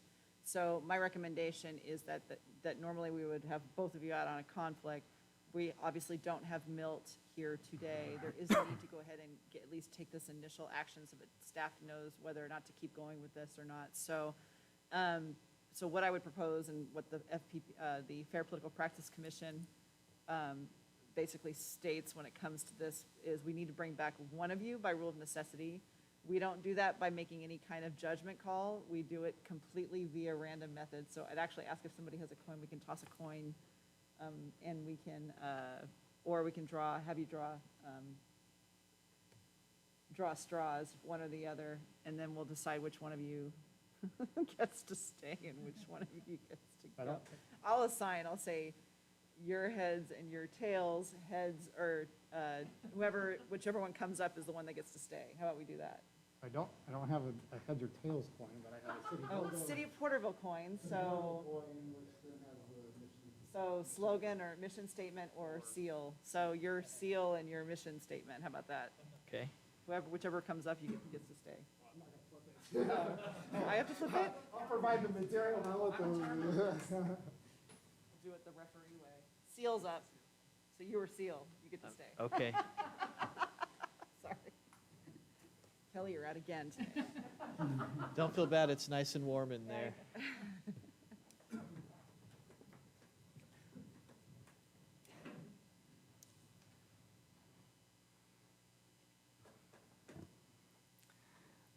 Thank you, Mr. Lawless, City Attorney, Honorable Mayor and City Council. Under the fifth cycle of the Regional Housing Needs Allocation Plan, also known as the RHNA, the City of Porterville has allocated 3,196 residential units that would need to be approved or planned by 2023.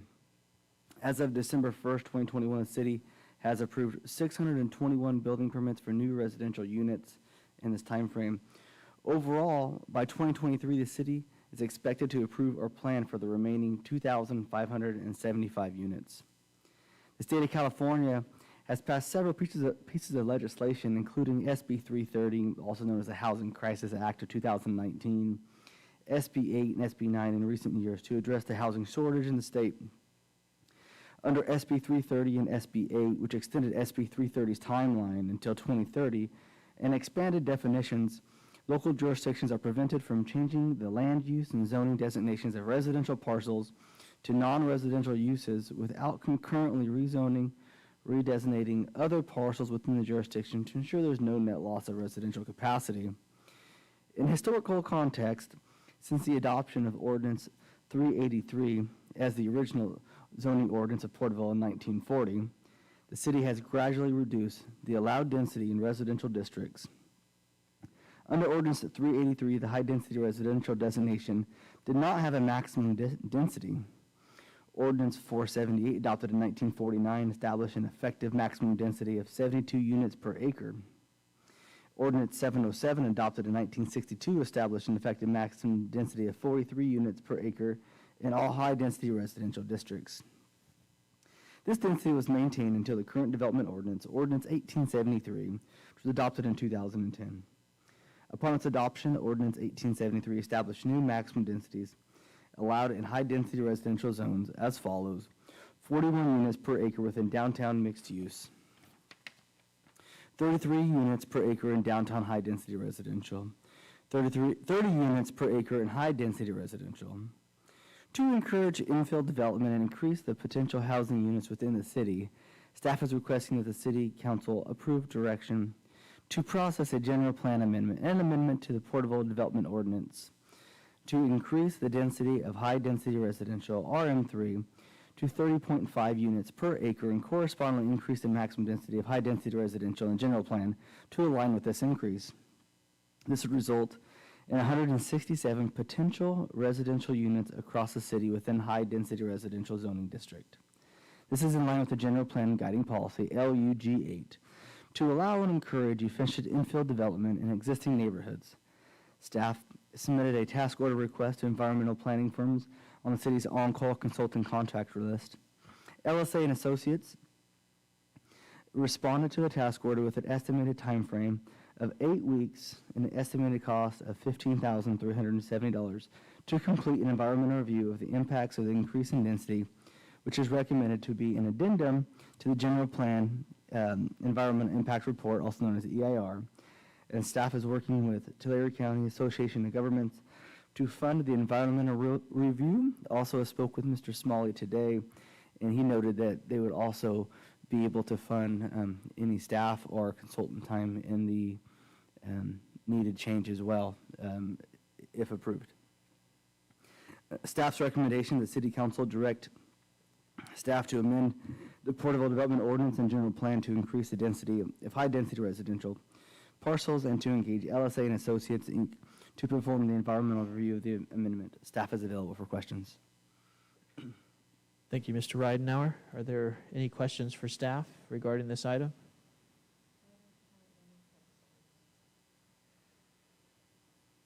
Councilmember Tate.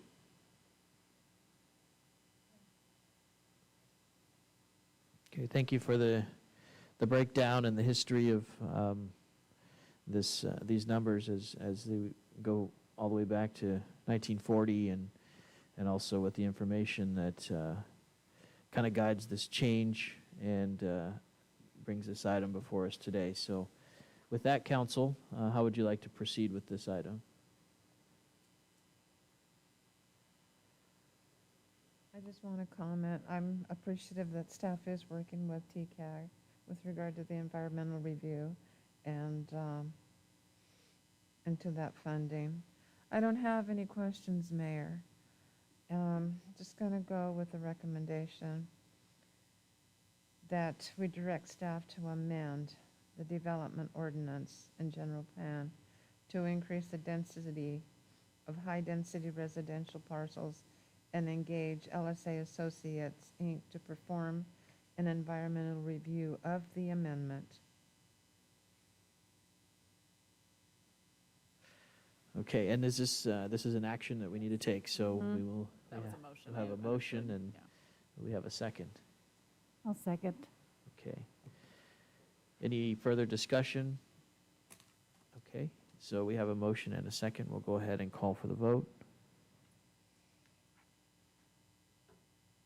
Okay, passes 3-0. Thank you. I will note too for the record that that's a preliminary determination, but to get the ball rolling, it will come back for formal approval and consideration and public hearing and all that. So. And I think that's a completely appropriate and probably desired Yes. thing. Okay. Thank you, Mr. Lawless. We can have, we'll bring back Councilmember Carrillo.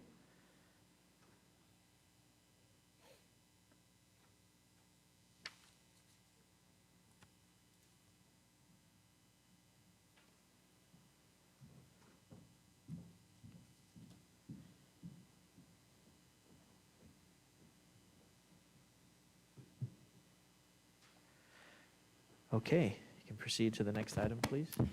Thank you, Your Honor. Your final scheduled matter this evening is the status and review of proclamation of local emergency COVID-19. As the council is aware, it made its declaration of local emergency on March 17th, 2020. It last reviewed its local emergency at its meeting of November 16th, making its continued finding of necessity. And brings us to this evening. As of this evening, the Tulare County, and this is going to be statistics from the County of Tulare website, is that since your last meeting, these are all going to be since November 16th, there's been approximately 3,000 new cases over the last, across Tulare County for a total number now of 70,223. Within the 93257 area code, there's been approximately 360 new cases for a total of 14,553.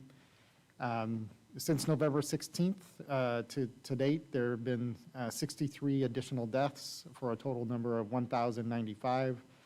Of recoveries, there's been approximately 2,240 for a total number recovered of 68,248.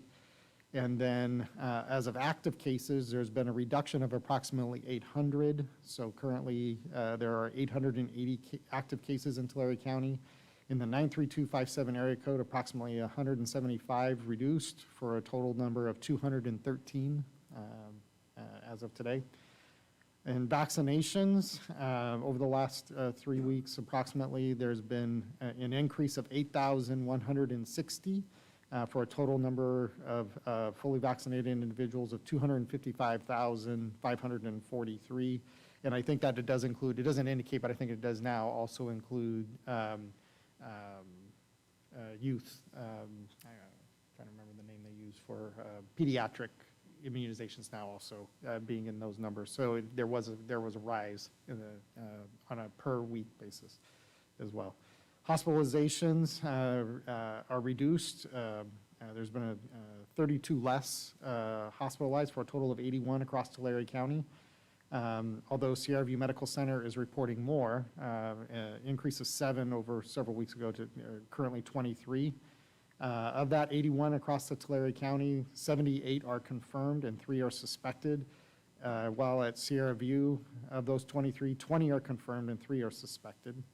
And then in the ICU, countywide, there's been a reduction of 16, so there's a total of 18 in ICU, of which at Sierra View is right now 5, which is a reduction of 2 from November 16th.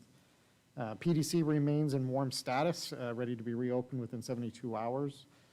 The CDC continues to classify Tulare County as a high transmission county, according to its website. Although I would say it's trending in the right direction on the cases per 100,000 per day. Previously there's been a reduction of almost 9 per day. Since November 16th, it was at 19, and now it's at 9 per day as of today, right now, downward trend. From the city's vaccine incentive program, since your November 16th meeting, we had the community roundup that occurred on November 18th through 20th, which saw 2,157 individuals be vaccinated, of which approximately 250 were first-time recipients. We had an event at the Christmas parade this past weekend, which saw a significant jump over the Veterans Day parade with 326 individuals vaccinated, which also had a proportional share of first-time, those receiving first-time vaccinations. So as of through the Christmas parade event, a total of $725,900 of the city's ARPA funds have been expended in support of this program. There's the final community roundup program of this calendar year is slated for this coming weekend, as well as the hospital's doing a pop-up event at the swap meet on Saturday as well for 3 hours. Which we're going to see how this goes of what's anticipated to probably be a pretty significant response between the two events, but the Imperial Ambulance and Sierra View feel that they have adequate staffing to be able to support both. So anticipated to be probably a pretty busy weekend in the incentive vaccine events in the community. So conversations continue with the school districts and looking at school-based vaccine program for pediatric. And so continuing to look at that. On the city unpaid utilities, at your last meeting reported that as of October 31st, there was $1,187,992 of unpaid utility or outstanding utility payments. The city made a claim to the State Water Arrearage Payment Program. There was a deadline yesterday for submission to that program. Submitted a claim for $1,047,940. And then a separate claim for the Jones Corner, because it's separate from the city system, it's its own system. Submitted a separate claim for the Jones Corner residents of $1,543. And there's some eligibility criteria that Mr. Knight and his folks have been working with and the water boards in the submitting of that claim. So with that, happy to answer any questions. The recommendation would be that the City Council, first of all, approved the draft resolution that's been provided that allows continued remote participation under the AB 367 local emergency remote access. So continue to make a recommendation that be permitted. Councilmember Stowe, if he were participating this evening, would have been doing so under that provision. So the recommendation would be to continue to do that, and that the council consider continuing its proclamation of local emergency. Happy to answer any questions.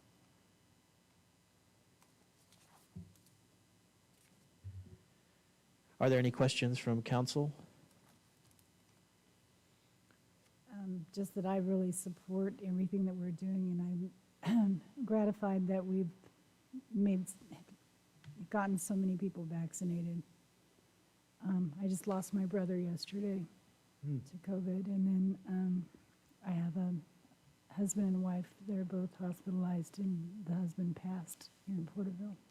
So if we can save people and we can continue, and we have the funds to do it, I'm all about that. Thank you. Well, thank you for those comments. Really brings the importance forward as to the actions we're taking. One thing I did want to clarify is as by extending any emergency, even the drought emergency, it's merely our way of being able to enact the procedures that have been placed before us to operate under those circumstances and not necessarily, the word emergency is very heavy, and although we are affected by this, this allows us to conduct ourselves in the way that is provided for us by certain rules. So,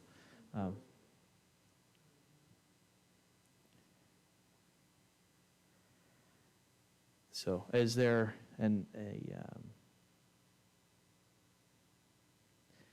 a motion to, or a recommendation to, or? No, sir, this is a scheduled matter. But you will have your opportunity to speak in a few moments during oral. Let me clarify, there was opportunity at the beginning. That was what the oral communications was for. It was for all of the items on the agenda. Mayor, I would like to make the motion that we continue the draft resolution authorizing the local emergency meetings, and that we continue the proclamation of local emergency. Okay, we have a motion. Do we have a second? Okay, any further discussion? We'll call for the vote.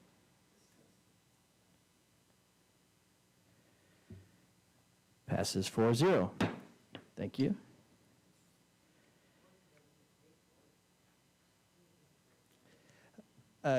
Order in the gallery, please.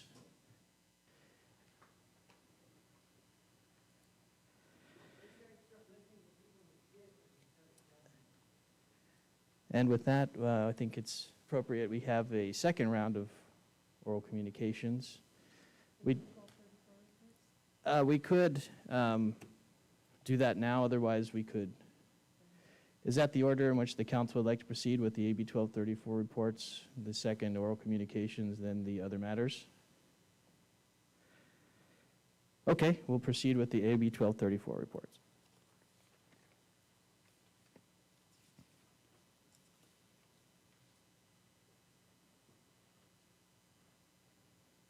First up is the Tulare County Task Force on Homelessness.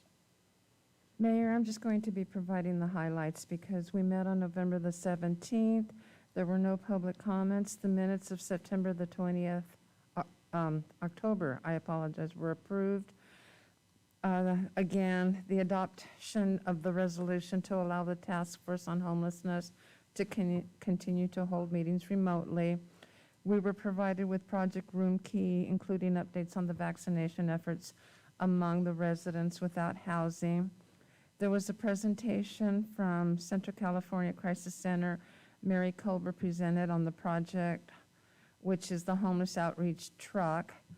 And then there was a presentation from Alyssa Coe of HealthNet about a pilot program to meet the needs of the residents experiencing homelessness. I will only provide the updates for the navigation, the Welcome Center.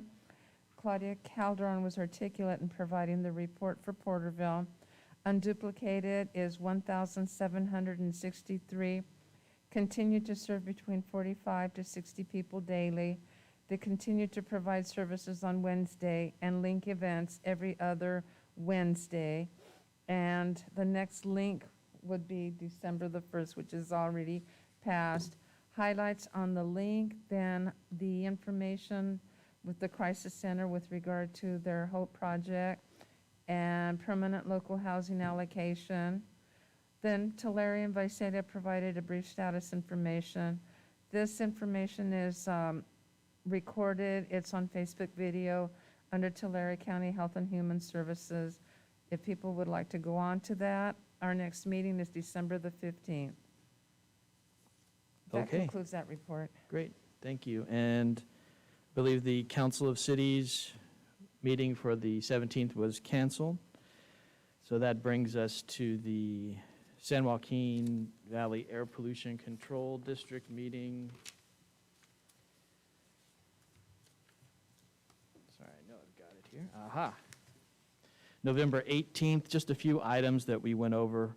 Of course, I just wanted to highlight that we did receive at the Air District the Government Finance Officers Association Certificate for Achievement and Excellence in Financial Reporting. Of course, there's a lot of money that goes through with incentives and other items through the Air District, so receiving that is quite a recognition.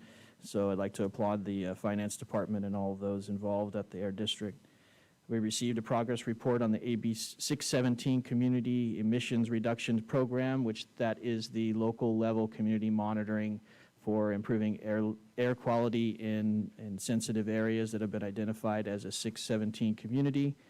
So we have received a lot of data, and they're still looking at how effective that is, which it has been proven to be effective. However, they have recommended no additional communities be added to the AB 16 community list in the next coming year.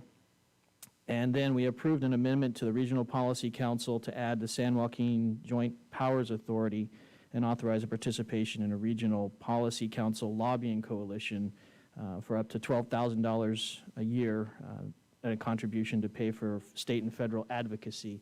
And all that means is adding to the local COGs that participate in that. That means adding a group that can now reach the number to be able to lobby both state and federally for the needs for our region. So this is a very important step. And the next meeting is December 16th, and that concludes my report for the Air District. The next report would be for the Library Facility Planning Committee, which I know we took some of your greatest hits with the previous item, but feel free to add something. Sure, thank you, Mayor. The Library Facility Planning Meeting met on November 18th at 4:15 p.m. The committee at this meeting reviewed the top 3 site selections from the previous committee meeting, and those were highlighted tonight. That was the 4th and Henderson, the Murray Park West, and then the Olive Street and Heritage. We talked about all the potential benefits of why the Olive Street Heritage was chosen.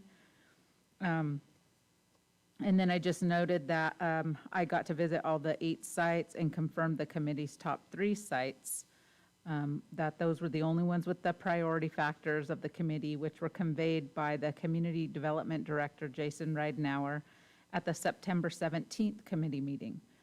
These factors were the site was city-owned, zoned appropriately, and had room for expansion. After discussing the 3 sites, the committee voted unanimously on the Olive Street Heritage site. Lastly, at that meeting, committee member Cervantes provided a library services update to the committee. The Early Learning Mobile Vehicle earned 2nd place in the miscellaneous category at the Veterans Day Parade. The vehicle also plans to be in the Christmas parade, which it was, and the Adult Learning Center reopened on November 1st. The contractor has begun work in the temporary library. The meeting adjourned at 4:58 PM, and the next meeting is February 17th at 4:15 PM. That concludes my report. Okay, thank you. Any questions?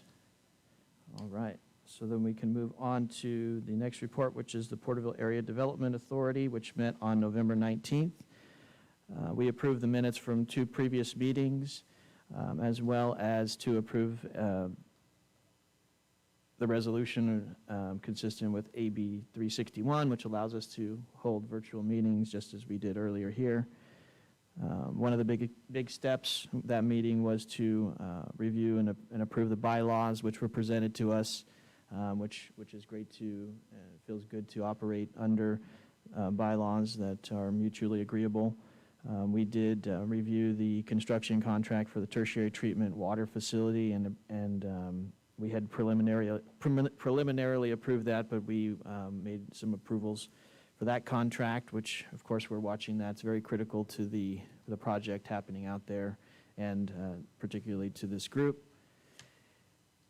We did have a couple of updates, one pertaining to the retention basin project, and some of the happenings with that as we continue to watch that project and its development in relation to the casino relocation, as well as tertiary treatment plant, as well as coordinating and looking at some of the road improvements in the area. As we know, we are not always entirely in control of every single aspect of improvements and timing, especially with other agencies involved with roads. So looking at what's happening, changes that could happen, as well as looking at opening day activities, and also in relation to tertiary treatment was something that we'll continue to look at. So we'll be receiving these updates regularly, and I hope to report any firm facts related to those in future meetings. Next meeting of that group is December 17th. Unless there's any questions. The next report is for the Military Banner Committee, meeting of November 23rd. Thank you, Mayor. The Military Banner Program Committee met on November 23rd at 11 a.m. The Fallen Heroes Memorial Wall was the first scheduled matter. The committee continued discussion on creating a policy for the memorial wall.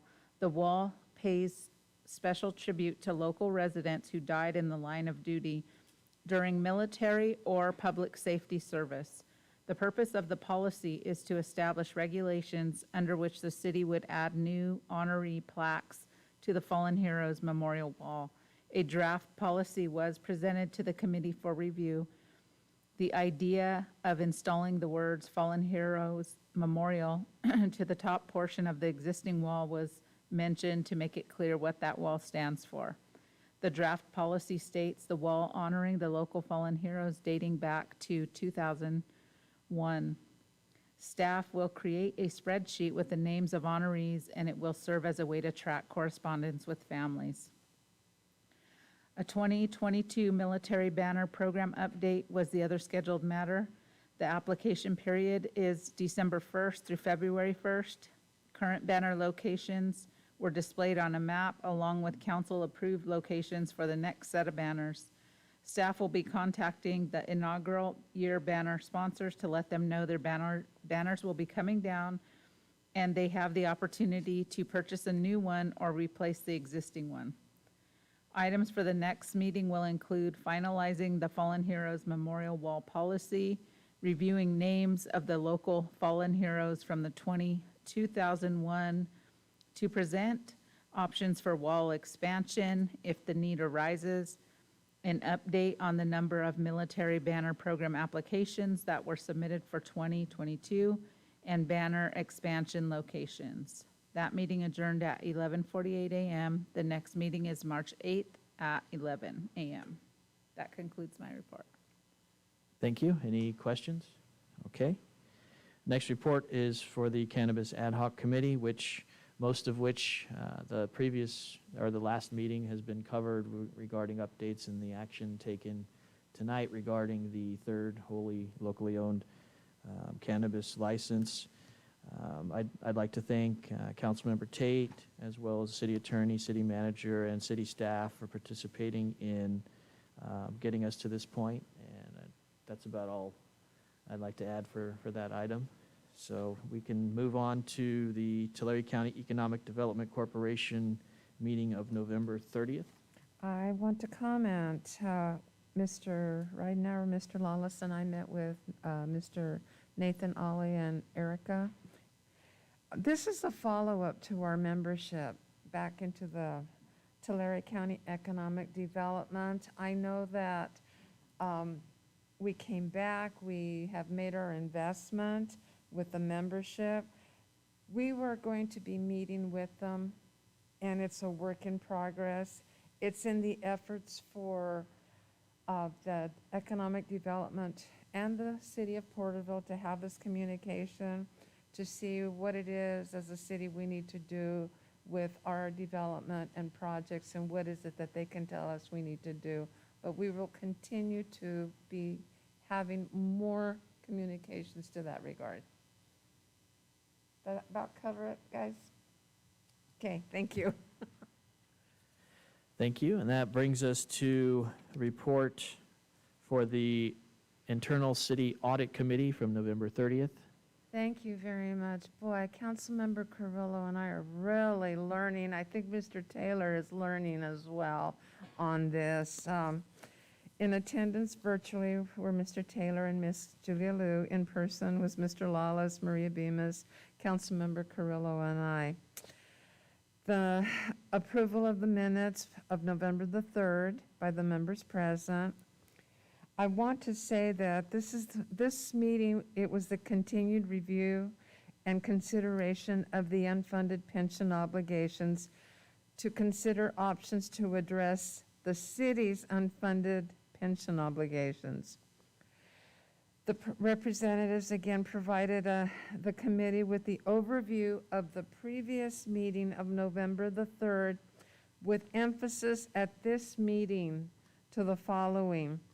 We were provided with a draft pension funding policy for cities and other agencies in managing their changing pension liabilities. They walked us through the policy overview, the background on CalPERS costs, the pension funding, the required contributions, the target funding level explanation, pension trust fund reserves, pension rate stabilization reserve, pension obligation funds, set aside of pension-related savings, and transparency measures. That's a lot of information that we were walked through. There was a discussion with regard to restricted 115 funding, learning that money can only be used for pension obligations only, that this money cannot be used or reallocated to the general fund or expended for purposes other than pension-related costs and expenses. Money deposited to the general fund pension rate stabilization reserve can be reallocated or expended for purposes other than pension-related costs and expenses at the discretion of the city council. All of this was informational. It is a continued work in progress. No action was taken. The next step will be for the staff and the audit committee to finalize a pension funding policy for the city of Porterville. That will be brought to a future meeting. And again, if anybody in the audience would like, again, this was a public meeting. It was recorded and it is available on YouTube. Our next scheduled meeting is set for January 6, 2022 at 4 o'clock. This concludes my report, and I'm looking at Mr. Lawless and legal counsel to see if I may have left anything out. Councilmember Carrillo, is there anything you'd like to add to it? Okay, that's my report. Okay, thank you. And the next report, the Local Initiatives Navigation Center Committee link from December 1st.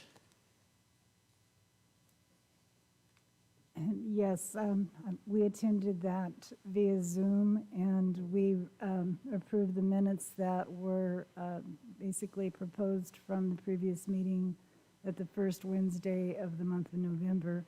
And we reviewed all of the activity. November was a very busy month for this group as far as actually putting all this planning into action and doing all of the purchasing of, because we had a distribution on a Saturday. It took us 2 days to organize it, and then we actually had on a Saturday, the first Saturday of November. The weather was starting to change, so the timing was great, but we were able to distribute all of the sleeping bags, jackets, socks, sweaters, wraps, blankets, anything that would make, because they're essentially the majority of our residents that are without homes are in encampments and near the river. And we talk about the population, and there are people that are involved with this committee who know exactly where everyone is and whenever they move to another place and what's going on, and then where. So we got through Thanksgiving. They had a nice Thanksgiving meal that was provided for them, and services continue. However, there are some key players that are part of our group that are in leadership positions that, for one reason or another, are going to be unable to attend. And with the holidays and everything that are going on with all of, it's December. We're going to continue to volunteer and to help support all of the activities that are going on. And then we are going dark until the 2nd of February, and then that's when we'll convene again. But a lot of good work, a lot of fundraising is going to be coming up at the beginning. That's what we'll be kicking off with, is trying to get the money retrieved from what we've spent and to be able to build it up so that we continue to be able to do good things for our citizens. Thank you. Great. Thank you for the continued effort. The next report is the Eastern Thule Groundwater Sustainability Agency meeting of December 2nd. Just a few things to report. Of course, we approve the minutes and the ability to have remote access or virtual access, just as we've mentioned several times before with other groups. There was an action taken. There's what's known as a CEMA station, which is essentially a weather station that came up for sale. The group that would manage that previously, it's located in an area that, of course, it's relevant to farming operations as well as somewhat to the water and precipitation to have access to these. So the GSA purchased for $3,500 this weather station, which is located on property, not the property that it's located on, but there is an agreement for access to this. And so just as a way to keep this operational and functional with the information it provides, the GSA purchased this, which was well below the value of the item. So that was approved. There were 2 items that were previously tabled to this meeting from a previous meeting, which were again tabled as they are requests from landowners with very specific questions about measurements and metering of water. So these things are still in conversation to be able to talk to those landowners, as well as a property acquisition that it continues to have more questions. So these were tabled to a future meeting, but there was an update and a report given by Four Creeks regarding the accounting and invoicing for the Tier 1 pumping, which is one of the billing features that's been added recently to account for water and water accounting. So the final invoices had been sent out with the true up, which is how they have, of course, they have an estimate of what it's going to be, but based on precipitation readings, they true those numbers up. And so those invoices have been sent out. We are still receiving payments for the first round, but we're expecting those to come in sometime soon. So looking forward to the system working. As you know, this has been in the works for a while, and as far as the invoicing, that's relatively new, and we're looking for all that to start materializing as people become aware of it and they come on board. And our next meeting is on January 6th. So I look forward to reporting out on that meeting. Next up is the Porterville Chamber of Commerce First Friday Coffee. I'll start out on that. That was December 3rd, so it was a privilege to give the State of the City address to a room or a theater of people, and I'd like to thank the staff that came out to support the process, as well as contributions to the information that was relayed. Always a very valuable set of information to those in attendance, and as well, those in attendance are able to let others know what's happening within the city. As you know, it's a recap of the developments and other progress that's made throughout the city with a sneak peek of what's to come. So I encourage you next time it happens to tune in or drop in. It's open to the public through the Chamber of Commerce, First Friday Coffee in December. So look for that to come. But again, thank you to everyone. I don't know if other council members had any comments about it.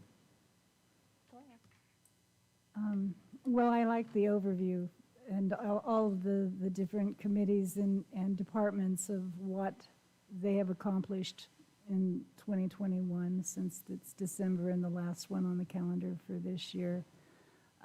Since I joined the council in July, a lot of the activities and events I wasn't really part of, so it was good for me to be able to watch and see, and you did an excellent job presenting, thank you. And I enjoyed meeting some new people and seeing a lot of people that I've already met and had a good time. I think it took me about 5 minutes to get from my house to there, so I like it being so handy.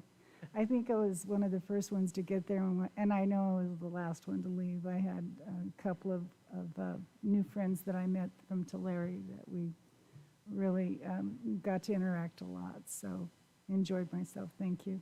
All right. Well, good. That's part of the process, is meeting new people at the mixer. So thanks again to all who attended. The next report is the Tulare County Association of Governments, Tulare County Transportation Authority from December 6th. I did attend, but the static was so bad, I'm going to have to assess, and I'm going to carry this report over because it was difficult. There were decisions that were made. It was more on initially trying to log on and get booted off, and then the second go-around when I did get on for the meeting, there was a lot of static, but there's enough there that I can report out at the next meeting. Okay. Great. And so I know we usually take a break at 8:30, although we have a couple more. We have oral communications and other matters ahead. Does the council feel comfortable proceeding, or just go ahead and, okay, so at this point in time, we will bring it to oral communications. Again, this is a time to address the council. We'll have 3 minutes, and as you come forward, please state your name and address for the record.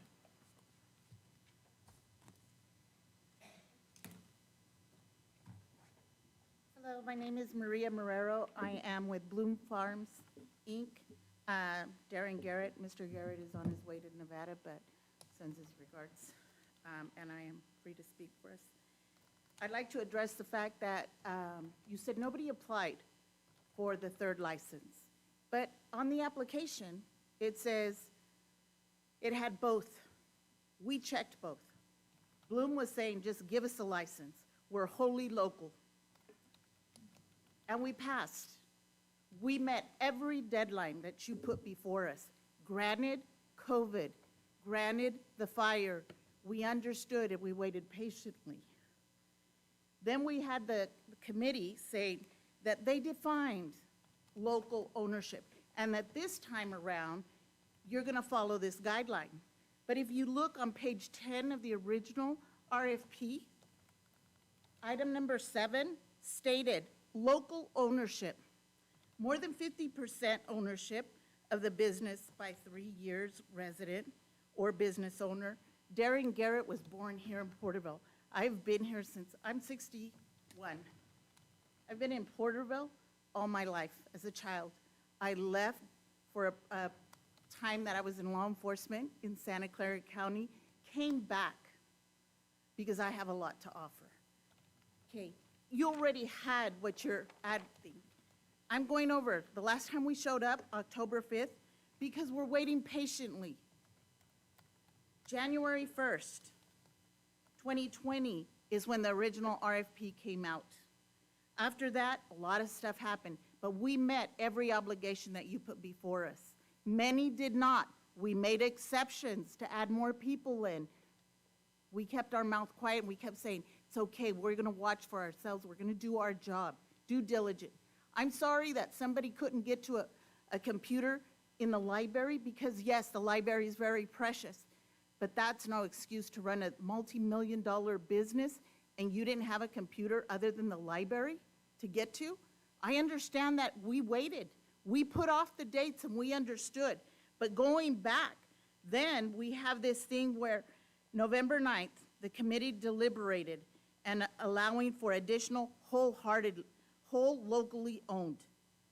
Then we went into January 22nd of 2021. The council's ad hoc committee met and reviewed, discussed the selection. They recommended that we limited to 2, the final 2 who were whole locally during that initial process, because then it would help the city cut the cost during that initial process.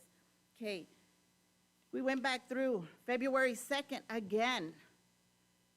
The committee members recommended the selection process be limited to the 2 candidates who during the initial RFP process submitted the proposal wholeheartedly local owned and operated. You guys gave 2 licenses and this said local. You found out when after you've awarded 2 licenses that, what? We didn't say that. No, because you didn't know your RFP. I'm sorry, I don't want to sit here and say what you did and didn't do, but it was in there. Paragraph 7, page 10. It said you would get so many points. We were awarded those points along with everybody else.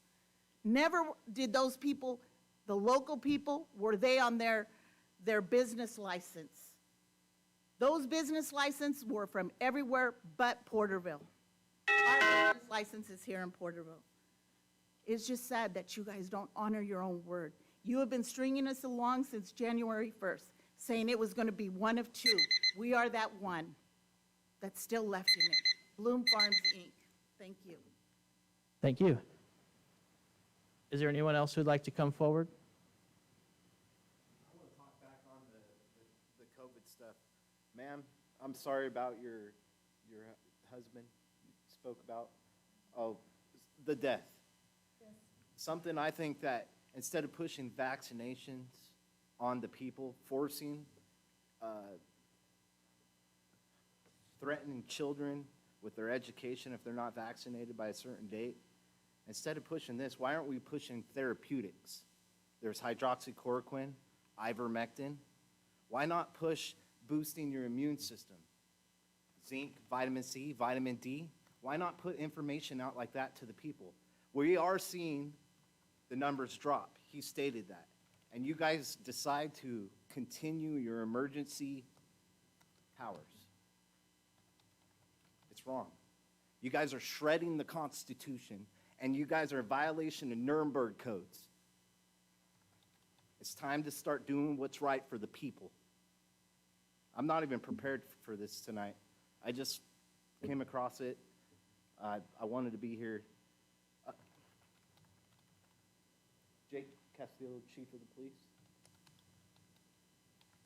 Do you think masking children 7 hours a day is okay?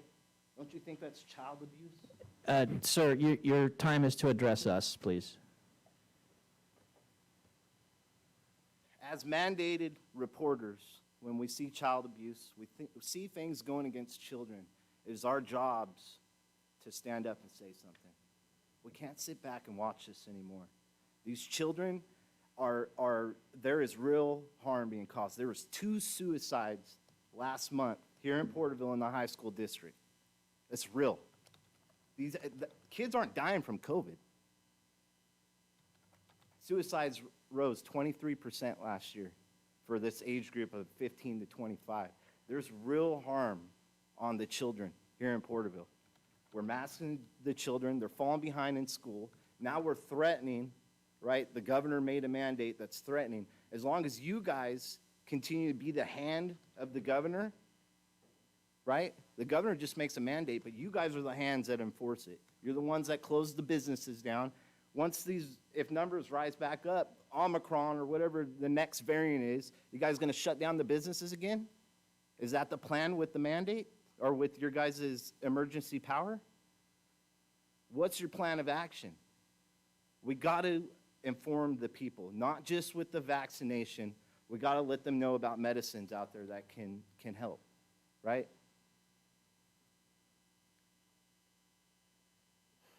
That's it. My name's Greg Meister. Thank you. Is there anyone else who'd like to come forward?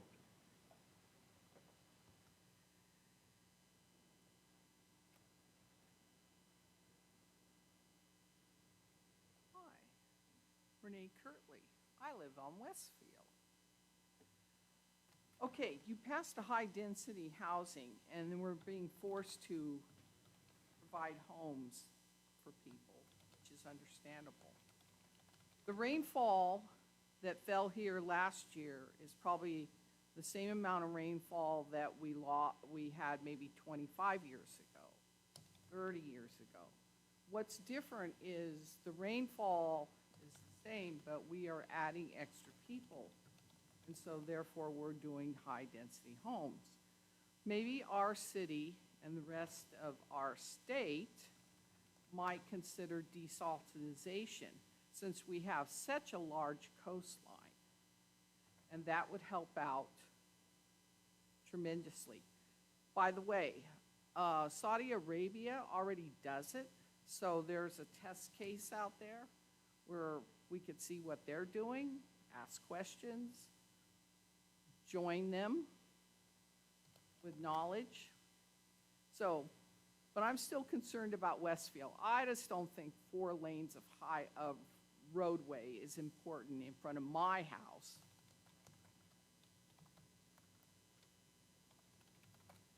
Thank you.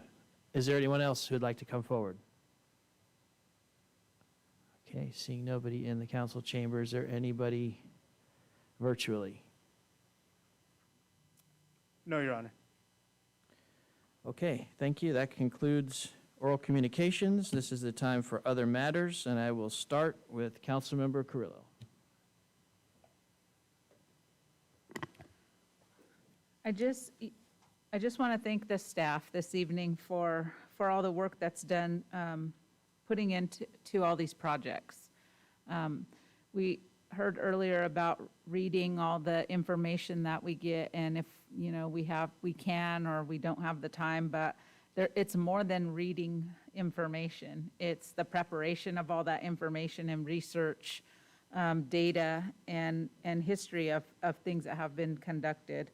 So I just wanted to acknowledge the staff for that and the other council members, because you saw the list of meetings. We attend a lot of meetings and provide feedback and have interaction with a lot of partners. So just wanted to acknowledge our staff tonight. I don't always get to do that, and I know the other council members do, and I just wanted to say thank you for all the efforts that you do to put in for us to be able to make informed decisions. That's all I have tonight, Mayor. Thank you. Councilmember Tate, any other matters?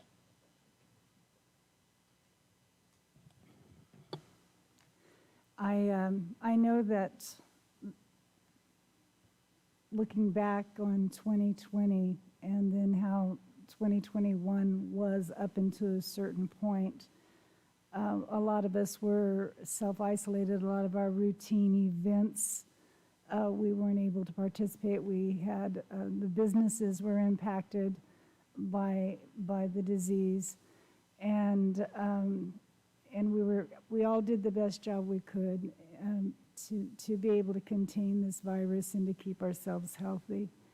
And it's been a joy to see the businesses starting to thrive and to be able to get back to some sort of normal, to be able to go out and shop and to socialize and to actually occasionally, if it's someone that you're real comfortable with, that you know that you can give them a hug or pat them on the back, instead of the elbow thing.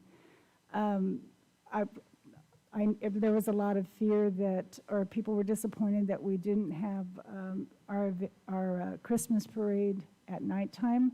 However, I think it was an amazing success. I think there was probably more people at the Christmas parade this year than I've seen in years. Excellent turnout. And just seeing the little kids and the joy on their faces and the hopefulness that they have, and it was just very gratifying to be part of that. And I'm just, in spite of grief that we've probably all suffered, it's nice to be able to feel hopeful. And I'd like to take this opportunity to wish you all happy holidays and thank you so much. Okay. Vice Mayor? First of all, I want to express my condolences to the families of Mr. Howell, Mr. James Howell, and of course to Superintendent Jacob Rankin. I had the privilege and the honor of working with Jacob Rankin for many years as an employee at Porterville Unified School District, and I hold him in high regard, and I will always have fond memories of him, especially in the supportive roles of all of his staff. And if you were his friend, he was a gentle giant. But I want to begin by saying I attended the Christmas tree lighting ceremony, and it was nice to see the community out there. And I was just in awe of the Christmas caroling and the people participating and the dancers. There were angels out there, and they were just breathtaking because it was a wonderful program. And the momentum of the Christmas tree going on, then all the lights on Main Street following suit. I want to thank Mr. Moore and his staff to that regard, because you guys were out there doing a lot of stuff that night, but it took a lot of partnerships to make that happen. I want to just make a little highlight on the First Friday Coffee, because I did attend, and it was nice to see the state of address from the virtual one the year before to actually be able to attend and have the dialogue and the interaction. First Friday in all the years of who knows how long I've been attending, I have missed the First Friday coffees, but I've also missed the business after hours, where you can go in and you can network and you can have that communication with the community, with the chamber. Then I want to say that the Christmas parade was really, really, the children, as you're going through, and they were saying Merry Christmas and waving to you, and you saw their smiling faces, and the work that went through that. I was asked to be dropped off, and I want to thank Terry, who we ended up with the same vehicle we had on Veterans Day, but we already have that routine down pat. It's a very tall vehicle, so getting in there is a struggle, but jumping out is another sight to be seen. It was nice. As I got dropped off, I was able to walk back all the way from Stafford's all the way to the restaurant over here on Main Street, just saying hi to people, talking to people within the distancing, but able to see what was happening. I want to say, Mr. Knight, that department, you should be commended for the work and the setup that you do for those parades by setting it up early morning. I didn't know exactly what it is you do after the parade. I was walking and leaving, and I saw the takedown process of your department and what you do, but what I really saw was the police department, and I didn't know they did this, that they stay after the parade is over to see that people are off the street safely, that they see that Mr. Knight everyone is working. So that was kind of nice to see. But what I did see Fernando working the clinic that day. And it was that was early morning. And I was walking back, and it was a little close to 2 o'clock when I was in awe of what Public Works Department was doing, what the police department was doing. You were still there. You were still there, and there were still people in line. So your work doesn't go unrecognized. Terry's doesn't go unrecognized. Staff work does not go unrecognized. And I want to say thank you for all of that. This morning I had the opportunity, I am a member of the Porterville Exchange Club, and this morning Monache High School had their dedication of the Freedom Shrine, of which I was able to address the Monache students. I'm a little biased on that because that's my alma mater and it's also Luana's, but that was a good momentum, is to be there and address the students with regard to the documents that we have in our city council. Here in the forum, that was presented to the full student body this morning. And that's all I have to say. And I wish everybody a magical Christmas, a holiday, and peace on earth. Okay, great. Thank you for those comments. I wanted to mention, I also was able to participate in the Christmas parade, and this year I had a conversation with the chairman of the Thule River Tribal Council, Chairman Garfield, and we decided that it might be fun to ride in the parade together. And so I think it was probably a first-time experience for he to ride, and I say that because he was, well, I mean, he's been in the parade on floats, but when in the car with the mayor, you get to hear the cheers, the jeers, the thumbs ups, the thumbs down, and I think that being said, I mean, people are always going to express themselves, but I think it was very enlightening to be part of that and to be able to sit in that seat or walk in those shoes for a moment, and I think that it helps a little bit of the understanding between the tribe and the city. So that was fun, and I appreciated the opportunity to ride with him in the parade. I'd also would like to thank the staff for all the effort they put into not only these meetings, but day in, day out, all the information that's presented to us, sometimes volumes, and as Councilmember Carrillo mentioned, we do have not only a need, but a responsibility to review those items, which we do, and I think that I would like to assure the citizens of Porterville that, and I'm not afraid to say it, other electeds may not like it when I say it, but we're not rubber stampers, and we're one of the most engaged councils in the entire county. And I think that the time that we put in is a direct reflection on not only the input we get from the public, but our desire to serve this community. And so it's important, and when I talk about that, the input, public comment is definitely an important time. And I definitely encourage those who feel the need to address us to come in. But at times, and tonight, I think it may have been evident that I had the perception of that there was a lot of misinformation that was coming to us, which is the right of those to express to us. But one thing I'd ask is some compassion when you come upon information and you either call us or email us or address us here, that if something sounds farcical or nonsensical or ridiculous, sometimes it's just not true. And I think that it's fair to call us with the spirit of openness, as we're not highly paid politicians who have lifelong desires to be up here. We're people just like you. So keep that in mind as you address us, and I think what you find will be a little bit closer to the truth and the honest truth that there is. So I just wanted to get that out there and encourage everyone to continue to participate. We have redistricting coming up, and that's a very critical part of how our council and our city runs. So stay abreast of the information, and I encourage everyone to have a happy holiday season. I know we may see you before Christmas or the New Year, but just want to encourage everyone to keep those spirits up. And I see some of the staff appearing on the screen. which I always like to see the smiling faces, whether they're laughing at my long-windedness or whether it's just the good nature.